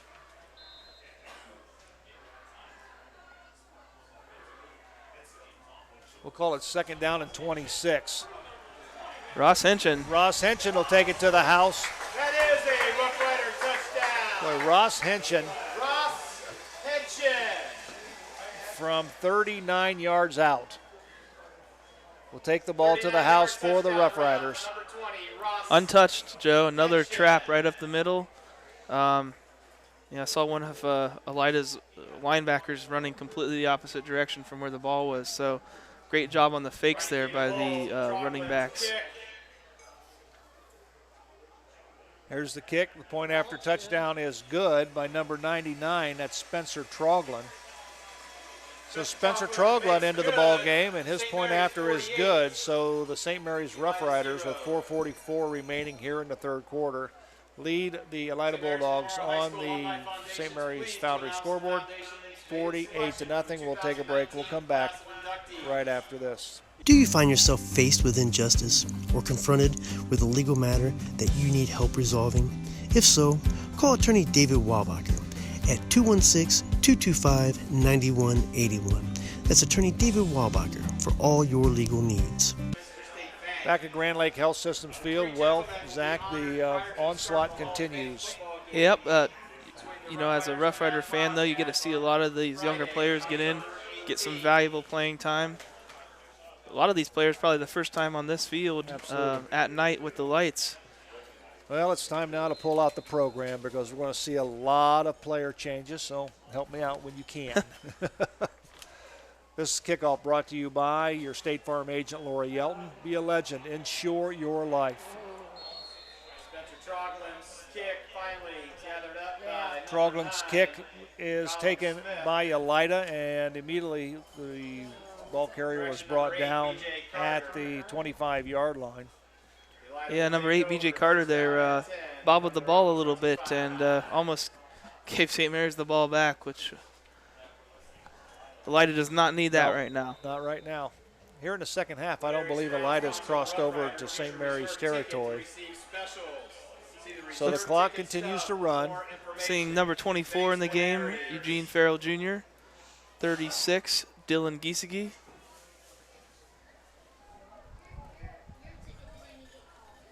We have a new quarterback for Elida. I think it's number 23 that played earlier. 23, that's Larkin Henderson. And he has been tackled for a loss by the Rough Rider defense. Good pursuit by the blue and gold.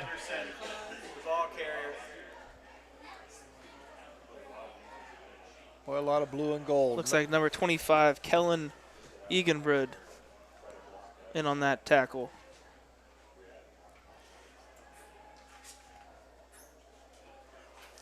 So it'll be second down and 10 for the Elida Bulldogs. Henderson is the quarterback, just a freshman. A lot of young players on the field at this point in time. There's a run by Nick Swartz. Well, I'm sorry, number 46. That's Mike Neibel for Elida.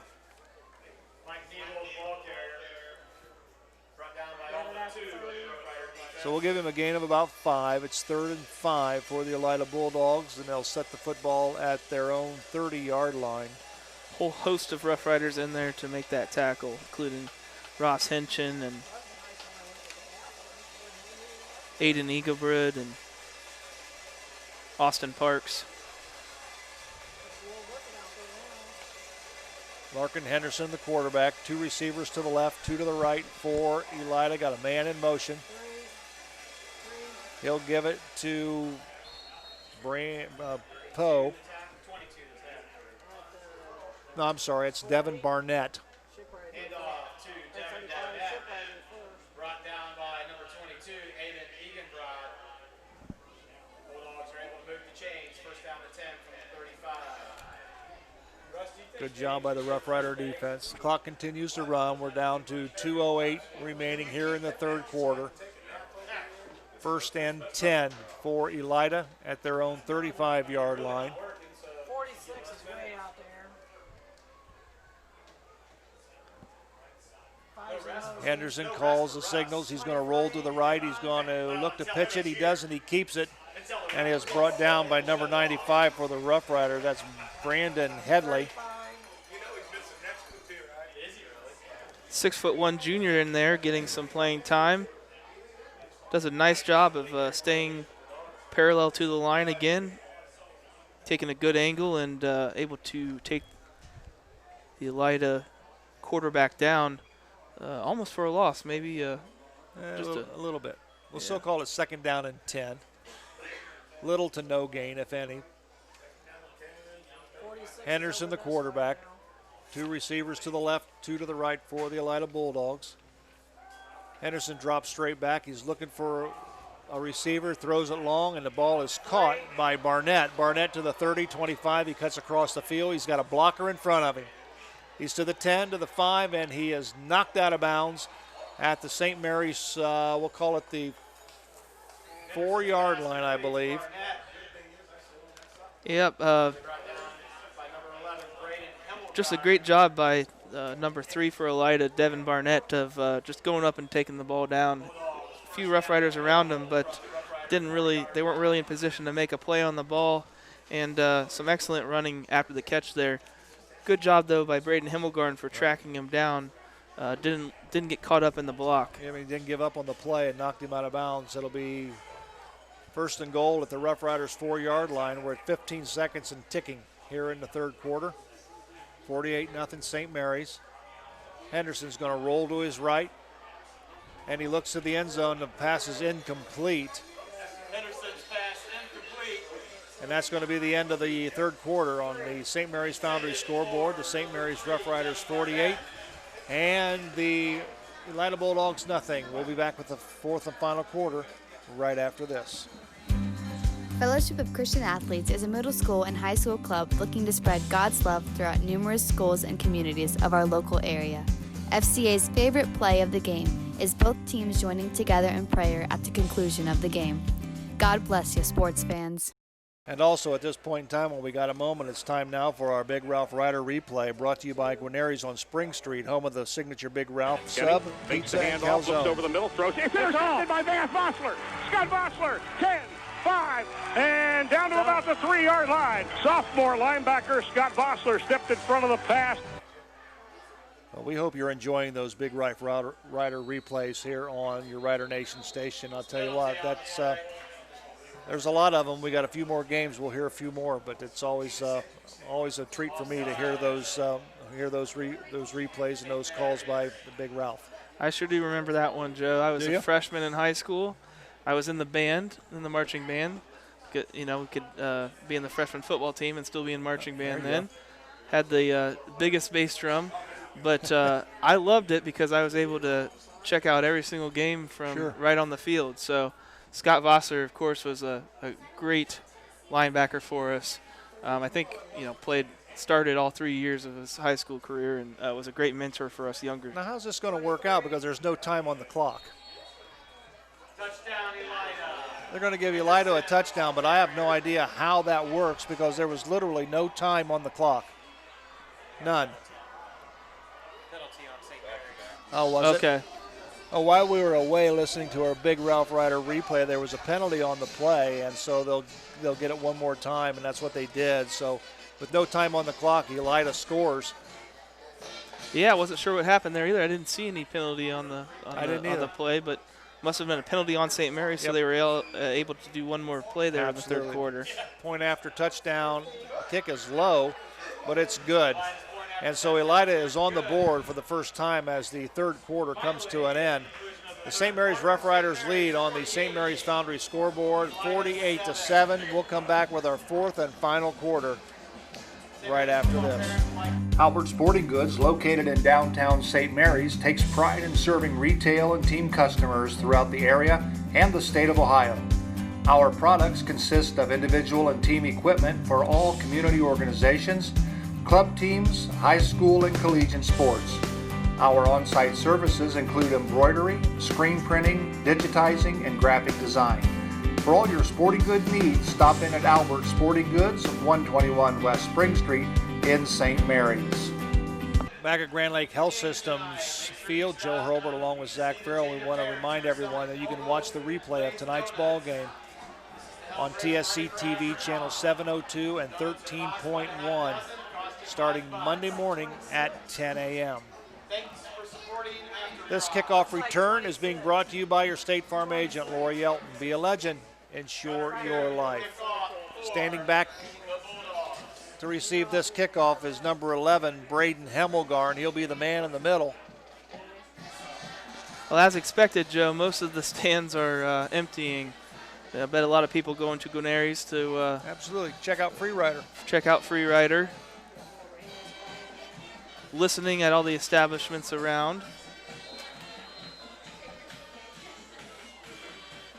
And we also want to remind and clarify for the people that will watch this rebroadcast on Monday, the live entertainment ends Friday. Friday night. Yeah, tonight. So if you're watching the replay, unfortunately, it's too late, but it's not too late to always check out Guarneri's. Absolutely not. And we want to remind our listeners and our viewers that we will be bringing you the audio only next week of the St. Mary's Bath football game here at Grand Lake Health Systems Field. It is the Hall of Fame game and the induction of Hall of Fame members. So we will be here with the audio version only with no video rebroadcast the following week. So join Zach and myself as we bring you Rough Rider football next Friday night as the Bath Wildcats come to St. Mary's to take on the Rough Riders. First down and 10, St. Mary's will have the ball at their own 20-yard line. A lot of new people in this contest, and there's Ross Henshin, the ball carrier. Ross will pick up a gain of about 2. We'll call it second down, and, well, we'll give him a gain of 3. We'll call it second down and 7. Kyle Kogi into the ball game for the Rough Riders. Gavin Reineke's your quarterback for St. Mary's under center. He'll turn. He'll give the ball to Hinkle. No, 11. That's Braden Hemmelgarn, and Hemmelgarn's to the 30, 25, 20, 15, 10, 5, and he'll score. Braden Hemmelgarn. Boy, and just like that, the Rough Riders have put a 54 spot on the scoreboard. Great run. Great job by the guards pulling out there. Number 51, Ryan Davis. Number 58, Dalton Water. Center did a great job of shooting out, blocking the defenders on the inside. That was number 55, Chase Jacobs. It's great to see these younger players getting some really quality time and making the most of it. Absolutely. Now here's the situation that you find. Troglin's point after is good, but we're going to keep it right here. Here's a situation that you find yourself in. Your varsity players, your starters are pretty much done for the evening. You got a lot of second and third teamers playing right now, but here again, the special teams don't change. So what happened, there was no holder on the extra point, so Kurt Bupp had to put his helmet back on and get in there and hold it until they communicate that as who does what on special teams. I think the starters will have to do that, because I also saw Ethan Wedding run in as well. Right. You don't practice as a player.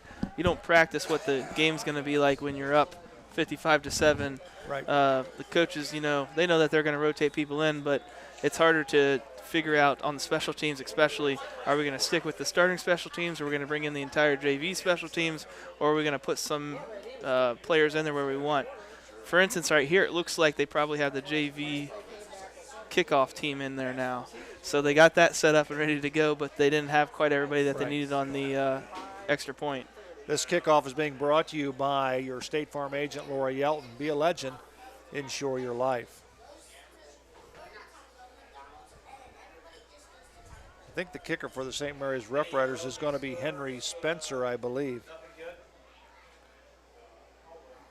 Number 86. Henry Spencer to kick off for the Rough Riders. 5'11" senior for the Rough Riders will put his foot to the ball and kicks it to the left side of the field where it's picked up by the Elida Bulldogs. And they'll get it to the 30-yard line, and he's brought down about the 33-yard line.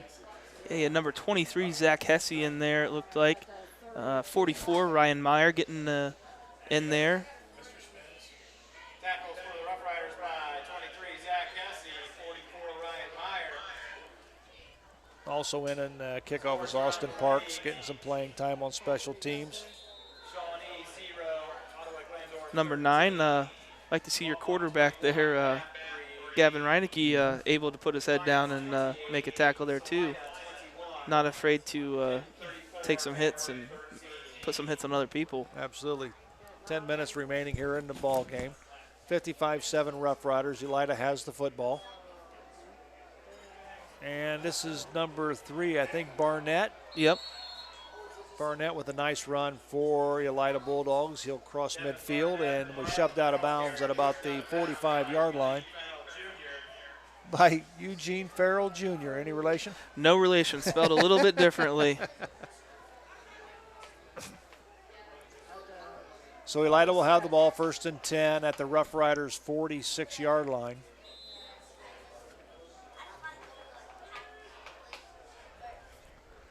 Again, we'll check the quarterback, and it's number 23, Larkin Henderson, will be at quarterback.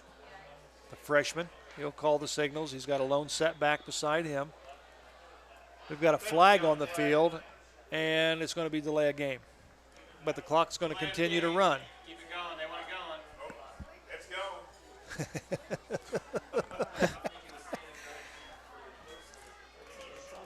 I think we're hearing some frustrations up here about everybody wanting to keep the clock going at this point in the game, probably. Yeah. The 25-second clock stopped. Delay a game, 5-yard penalty, but the game clock continues. We have number 17 in the ball game, Adam Turner. Henderson, quarterback, fakes the handoff, rolls to his right. He's got pressure. He throws it out. It's going to go out of bounds.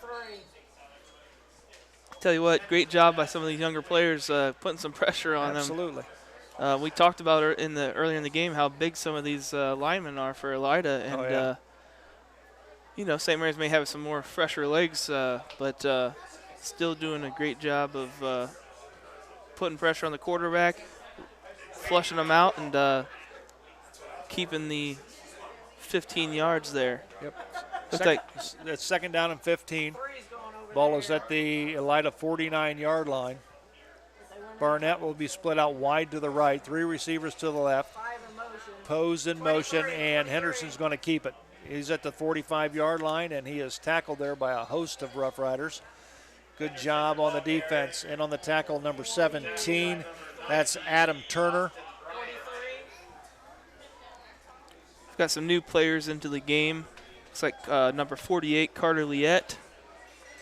Number 46, Nick Schwartz. I want to say Austin Bryant, number 90, was in on the tackle as well, I believe. Yep. 72, Logan Rimpey. Yep. Third down and 7 for Elida. Pose in motion. Henderson will fake it. He'll keep it. He'll run it right up the middle. And he'll get to the 35-yard line where he is brought down by Austin Bryant. Not before he picks up a first down, so the Elida Bulldogs will get a fresh set of downs. The rain continues to fall here at Grand Lake Health System Field. A few Elida faithful have remained. Of course, the Rough Rider faithful down below us have remained as well. Most of the people have exited. Shouldn't have any problems tonight exiting the facility. Oh, ball's loose on the ground, and Henderson is thrown for a loss. Good job there by the Rough Rider defense. Yeah, sacked there by Jason Bird, number 84. Jason Bird, a 5'9", 170-pound sophomore. Clock continues to run. We're down to 6:20 on the St. Mary's Foundry scoreboard. Riders on top, 55-7. Lots of players coming in. Riley Metz, number 16. It's like number 66. I don't have him on my list. Number 34 came in as well. He's not on. He's not in the program. 23. Henderson, the ball carrier for Elida. Give him a short game. We'll call it 4th down, I believe. 61 in the game on that tackle. Also not in the program, so. We apologize for that, but. Getting a lot of players in here, Joe. Absolutely. And you know what? In all honesty, Zach, this is good experience for these kids. You know, and this will pay off dividends next year if they're sophomores, and the year after if they're seniors. Yep. That's a lateral, and that's number 5 on the carry. That's Marcel Poe, and he's going to bust it to the 10-5 and touchdown for Marcel Poe and the Elida Bulldogs. It's a 42-yard touchdown run for Elida. Now that pass, in all honesty, was a lateral because it was behind the quarterback. Yep. So that'll count as rushing yards. Yep. So, well, you could tell kind of the difference there in speed between one of Elida's first-string guys and some of our second and third-string guys. Just a lot of breakaway speed there once he had the ball in his hand. Alec Ewing in to attempt the point after for Elida, who trail 55-13, 5:07 remaining. Kick is up, and the kick is good. So with 5:07 remaining in the contest on the St. Mary's Foundry scoreboard, the blue and gold, the Rough Riders up 55-14 over Elida. We'll take this break, and we'll come back with more right after this. Have you heard about TSC's referral program? Refer your friends and family, and you both get a credit matching the services they chose. That's right, we'll credit your invoice. There's no limit to the number of friends you can refer. So come back to your local hometown provider and bring your friends and family with you. We'll reward you both. TSC, give us a call and see. It's easy as 1, 2, 3, call TSC. Alrighty, we're back at Grand Lake Health Systems Field. Joe Hurlbert alongside Zach Farrell, and this one has all been all St. Mary's from the opening kickoff on. Yeah, we're seeing pretty much a dominant running attack by St. Mary's tonight, and just really no offense that Elida has really been able to put together until here late in the game against some of the second and third stringers. But even that, it's just been a couple big plays that they really haven't been able to put together a significant drive since that early in the first quarter. This kickoff return is brought to you by your State Farm agent, Laura Yelton. Be a legend, insure your life. The kickoff was a short kickoff and went to an up man, Kyle Kogi, who had the ball bounce off of his hands, but he fell on it and recovered the loose ball. So the Rough Riders will have it 1st and 10 at their own 35-yard line. We'll check the backfield for you. Looks like number 16, Riley Metz, number 5, Kyle Kogi, and number 22, Aiden Inglewood. Kyle Kogi will be your quarterback for the Rough Riders, a 6', 160-pound sophomore. He'll turn, and he'll give the football to number 17. That is Adam Turner. So Turner picks up a good run, and he's going to be short of a first down. We'll give him a gain of 9, so it'll be 2nd down and 1 for the Rough Riders. 4:10 remaining here in this contest. Great job there for some of the big guys up front. Parker Miley in there at right tackle. 22. Ball given to Eggenbrod, and he's running down the far sideline, and he's knocked out of bounds. Hands off to 22, Aiden Eganbrod for a big gain and a Rough Rider first down. Kellen Eganbrod with a good run. He'll give the Rough Riders a first down. Clock continues to run even though he is pushed out of bounds. Great block there by 58, Dalton Water, pulling out there as a left guard, and a Elida defender came across the line, and he picked it up nicely. Gave the running back a lot of room to run there on the outside. Kyle Kogi with the play from head coach Doug Fry. The Riders break the huddle. They're down to 3-2 on the play clock. We'll see if they get it off. They do. There's a trap by number 22. Eganbrod takes it to the end zone for a touchdown. Well, you have it again, Joe, right up the middle. Just been a big weakness on any of the Elida defenses that we've seen tonight.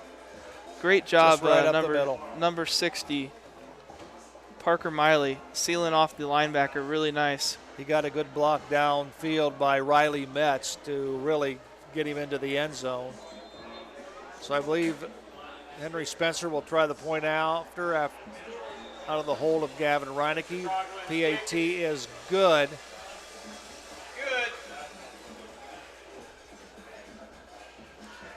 Let's check the kicker on that.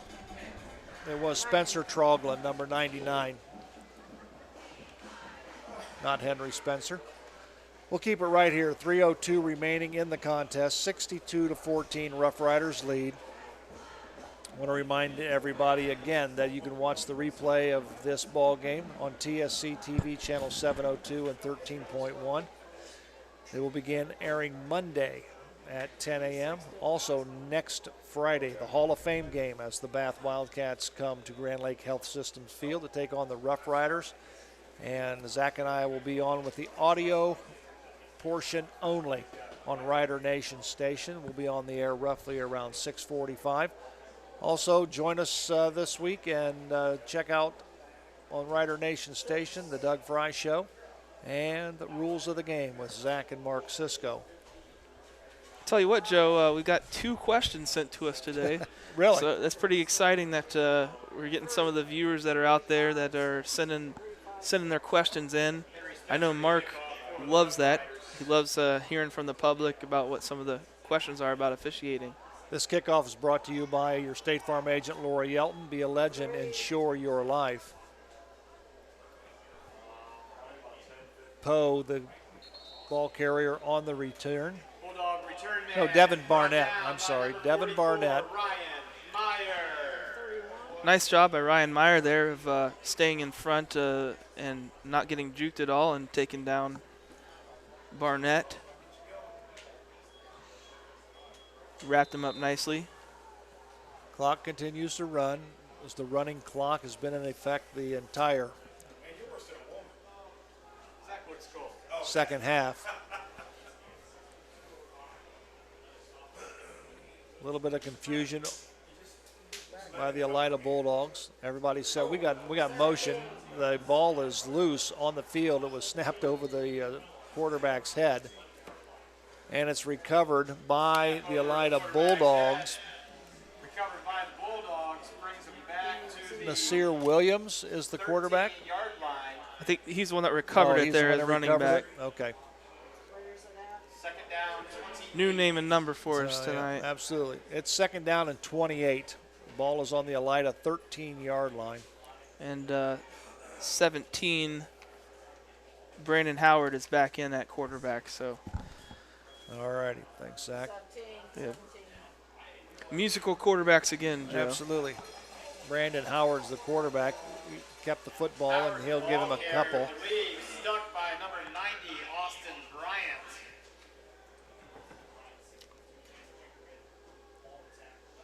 So it'll bring up, let's see, third down and about 28. The ball is on the Elida 13-yard line. 1:20 remaining here in this contest. Yeah, 90 Austin Bryant and 72 Logan Rempe got in there for that tackle. Play clock is down to 6 seconds. Down to 3. We'll see if Elida gets it off. They do with 1 second remaining. Boy, good job by the Elida defense there. In on the tackle, I believe, was number 44, Ryan Meyer. I think 42 also Gavin Reithman. Tackle on the play, 42, Gavin Reithman. And 84. Right. Gavin Reithman. Jason Bird again. 19 seconds on the play clock, 34 seconds on the game clock. This will most likely be the last play of the ball game.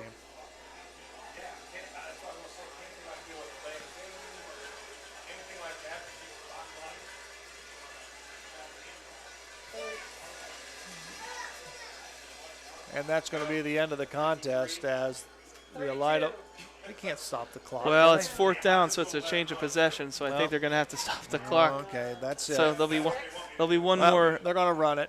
Okay. Let her run. All right, so that's the end of the ball game with the St. Mary's Rough Riders 62, the Elida Bulldogs 14 on the St. Mary's Foundry scoreboard. We'll take a break. We'll come back and wrap things up here at Grand Lake Health System Field.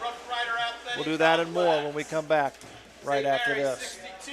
Even though the music on the patio has come to an end, Guarneri's would like to thank everyone for joining them on the patio on Friday nights. Though the music has ended, stop in and try their signature Big Ralph sub, pizza, or calzone. Guarneri's on Spring Street in St. Mary's. Give them a call at 419-394-2244. Vogel's Bake Shop, making thousands of fresh donuts daily. Open 7 days a week with stores in St. Mary's, Salina, and Walpock. Also now found in Wagner's IGA in New Bremen, Minster, and Fort Laramie.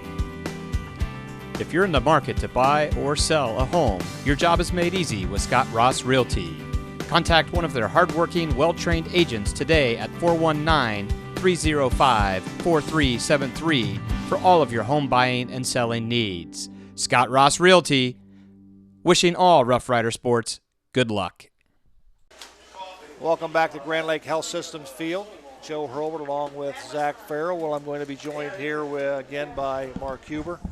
We'll analyze the second half and the ball game as the St. Mary's Rough Riders come out on top by a score of 62-14.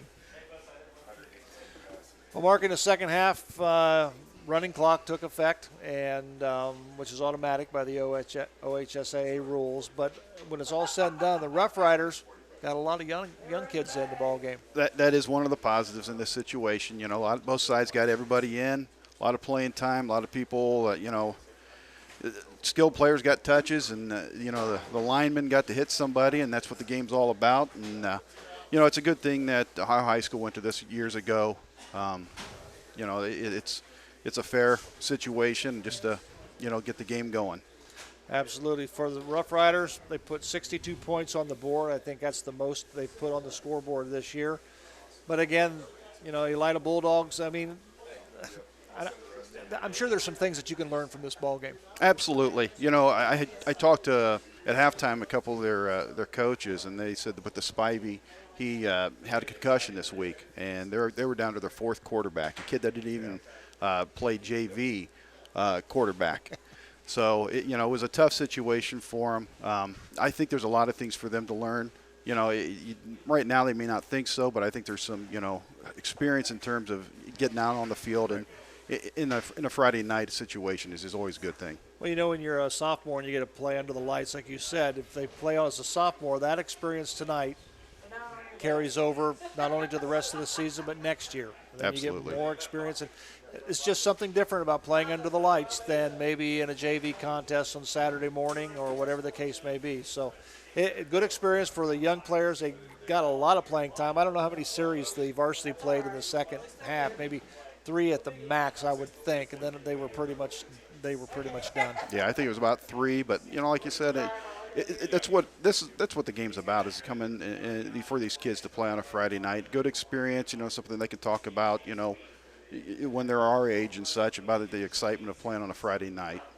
Well, again, the Rough Riders walk away with a 62-14 victory. A lot of kids, a lot of players got a chance to play tonight in this win. So, Mark, Rough Riders will be at home next week against Bath. They come in, and again, we'll see how that pans out. Hall of Fame induction night, Hall of Fame game, so to speak, for the Rough Riders. So we'll see how it all pans out next week. Absolutely. And, Walpock's winning that game right now against Bath, but it's a little closer than most people had thought.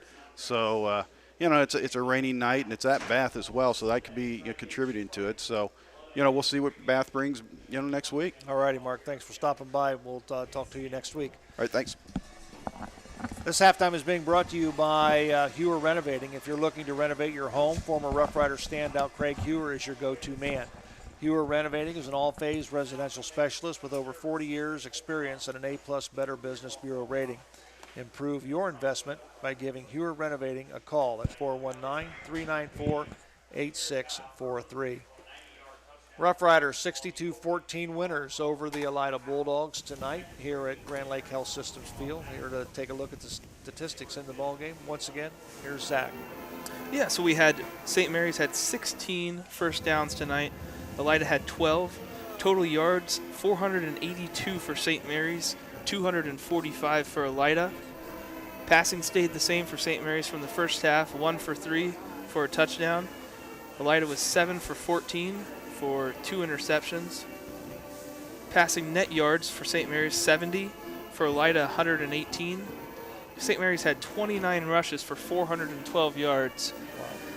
Elida, 39 rushes for 127 yards. St. Mary's, again, had no interceptions or fumbles tonight. And Elida had 2 fumbles and 1 loss. 5 penalties for St. Mary's for 43 yards. Probably want to clean that up again. That's sure more than Coach Fry would like to see on there. Elida, fairly clean. 2 penalties for 20 yards. 2 for 3 on third down conversions for St. Mary's. Frankly, didn't need the third downs too much tonight, really. For Elida, 4 for 12 on third down conversions. So not able to convert much. Elida had 3 punts for 94 yards. The average drive starting for St. Mary's stayed at 43.1 and Elida at 24.9. Time of possession, St. Mary's only had the ball for 13 minutes and 40 seconds. Elida had 31 minutes and 18 seconds. So a lot of big plays by St. Mary's. It seemed like every drive we had a run up the middle that would able to take it pretty far or a touchdown there. Individual stats, Kurt Butt for St. Mary's, 1 completion for on 3 attempts for 70 yards and a touchdown. Ethan Wedding, 7 rushes for 102 yards with that 2 TDs. Hunter Fraley, 4 rushes for 64 yards. Ross Henshin, 4 rushes for 58 yards. Kurt Butt, 4 rushes for 16 yards. and a plethora of a lot of other of the players there with a lot of different rushes there in the second half. Receiving, Ethan Freewalt again for that, and Dylan Troglin on that hook and ladder play. For Elida, Larkin Henderson had 6 attempts for 4 completions for 110 yards. Brandon Howard had 8 attempts, 3 completions for only 8 yards. And Larkin Henderson had 15 rushes for 30 yards and 1 TD. So not a lot of stats there on the Elida side, even though they had the ball for a lot of that time, Joe. All righty, we'd like to thank Hewer Renovating for being our game statistic sponsor. If you're looking to renovate your home, former Rough Rider standout Craig Hewer is your go-to man. Hewer Renovating is an all-phase residential specialist with over 40 years experience and an A+ Better Business Bureau rating. Improve your investment by giving Hewer Renovating a call at 419-394-8643. I think we got to thank our crew tonight, too, that had to stand out there in the rain. Sam Huber, Dex Yelton, Scott Spencer, and Logan Yelton.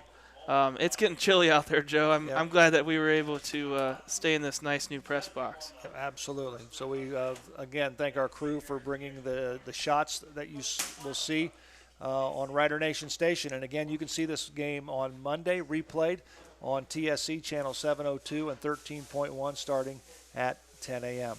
Well, homecoming 2019, a win for the St. Mary's Rough Riders as they now run their record to 5-2 overall and 4-2 in the Western Buckeye League with a 62-14 win over the Elida Bulldogs. Once again, I want to remind you that we will be bringing you the audio of the Bath St. Mary's game next Friday night. Zach will join me here at Grand Lake Health Systems Field. We'll be on the air with the game approximately 6:45, so we'll hope you join us then.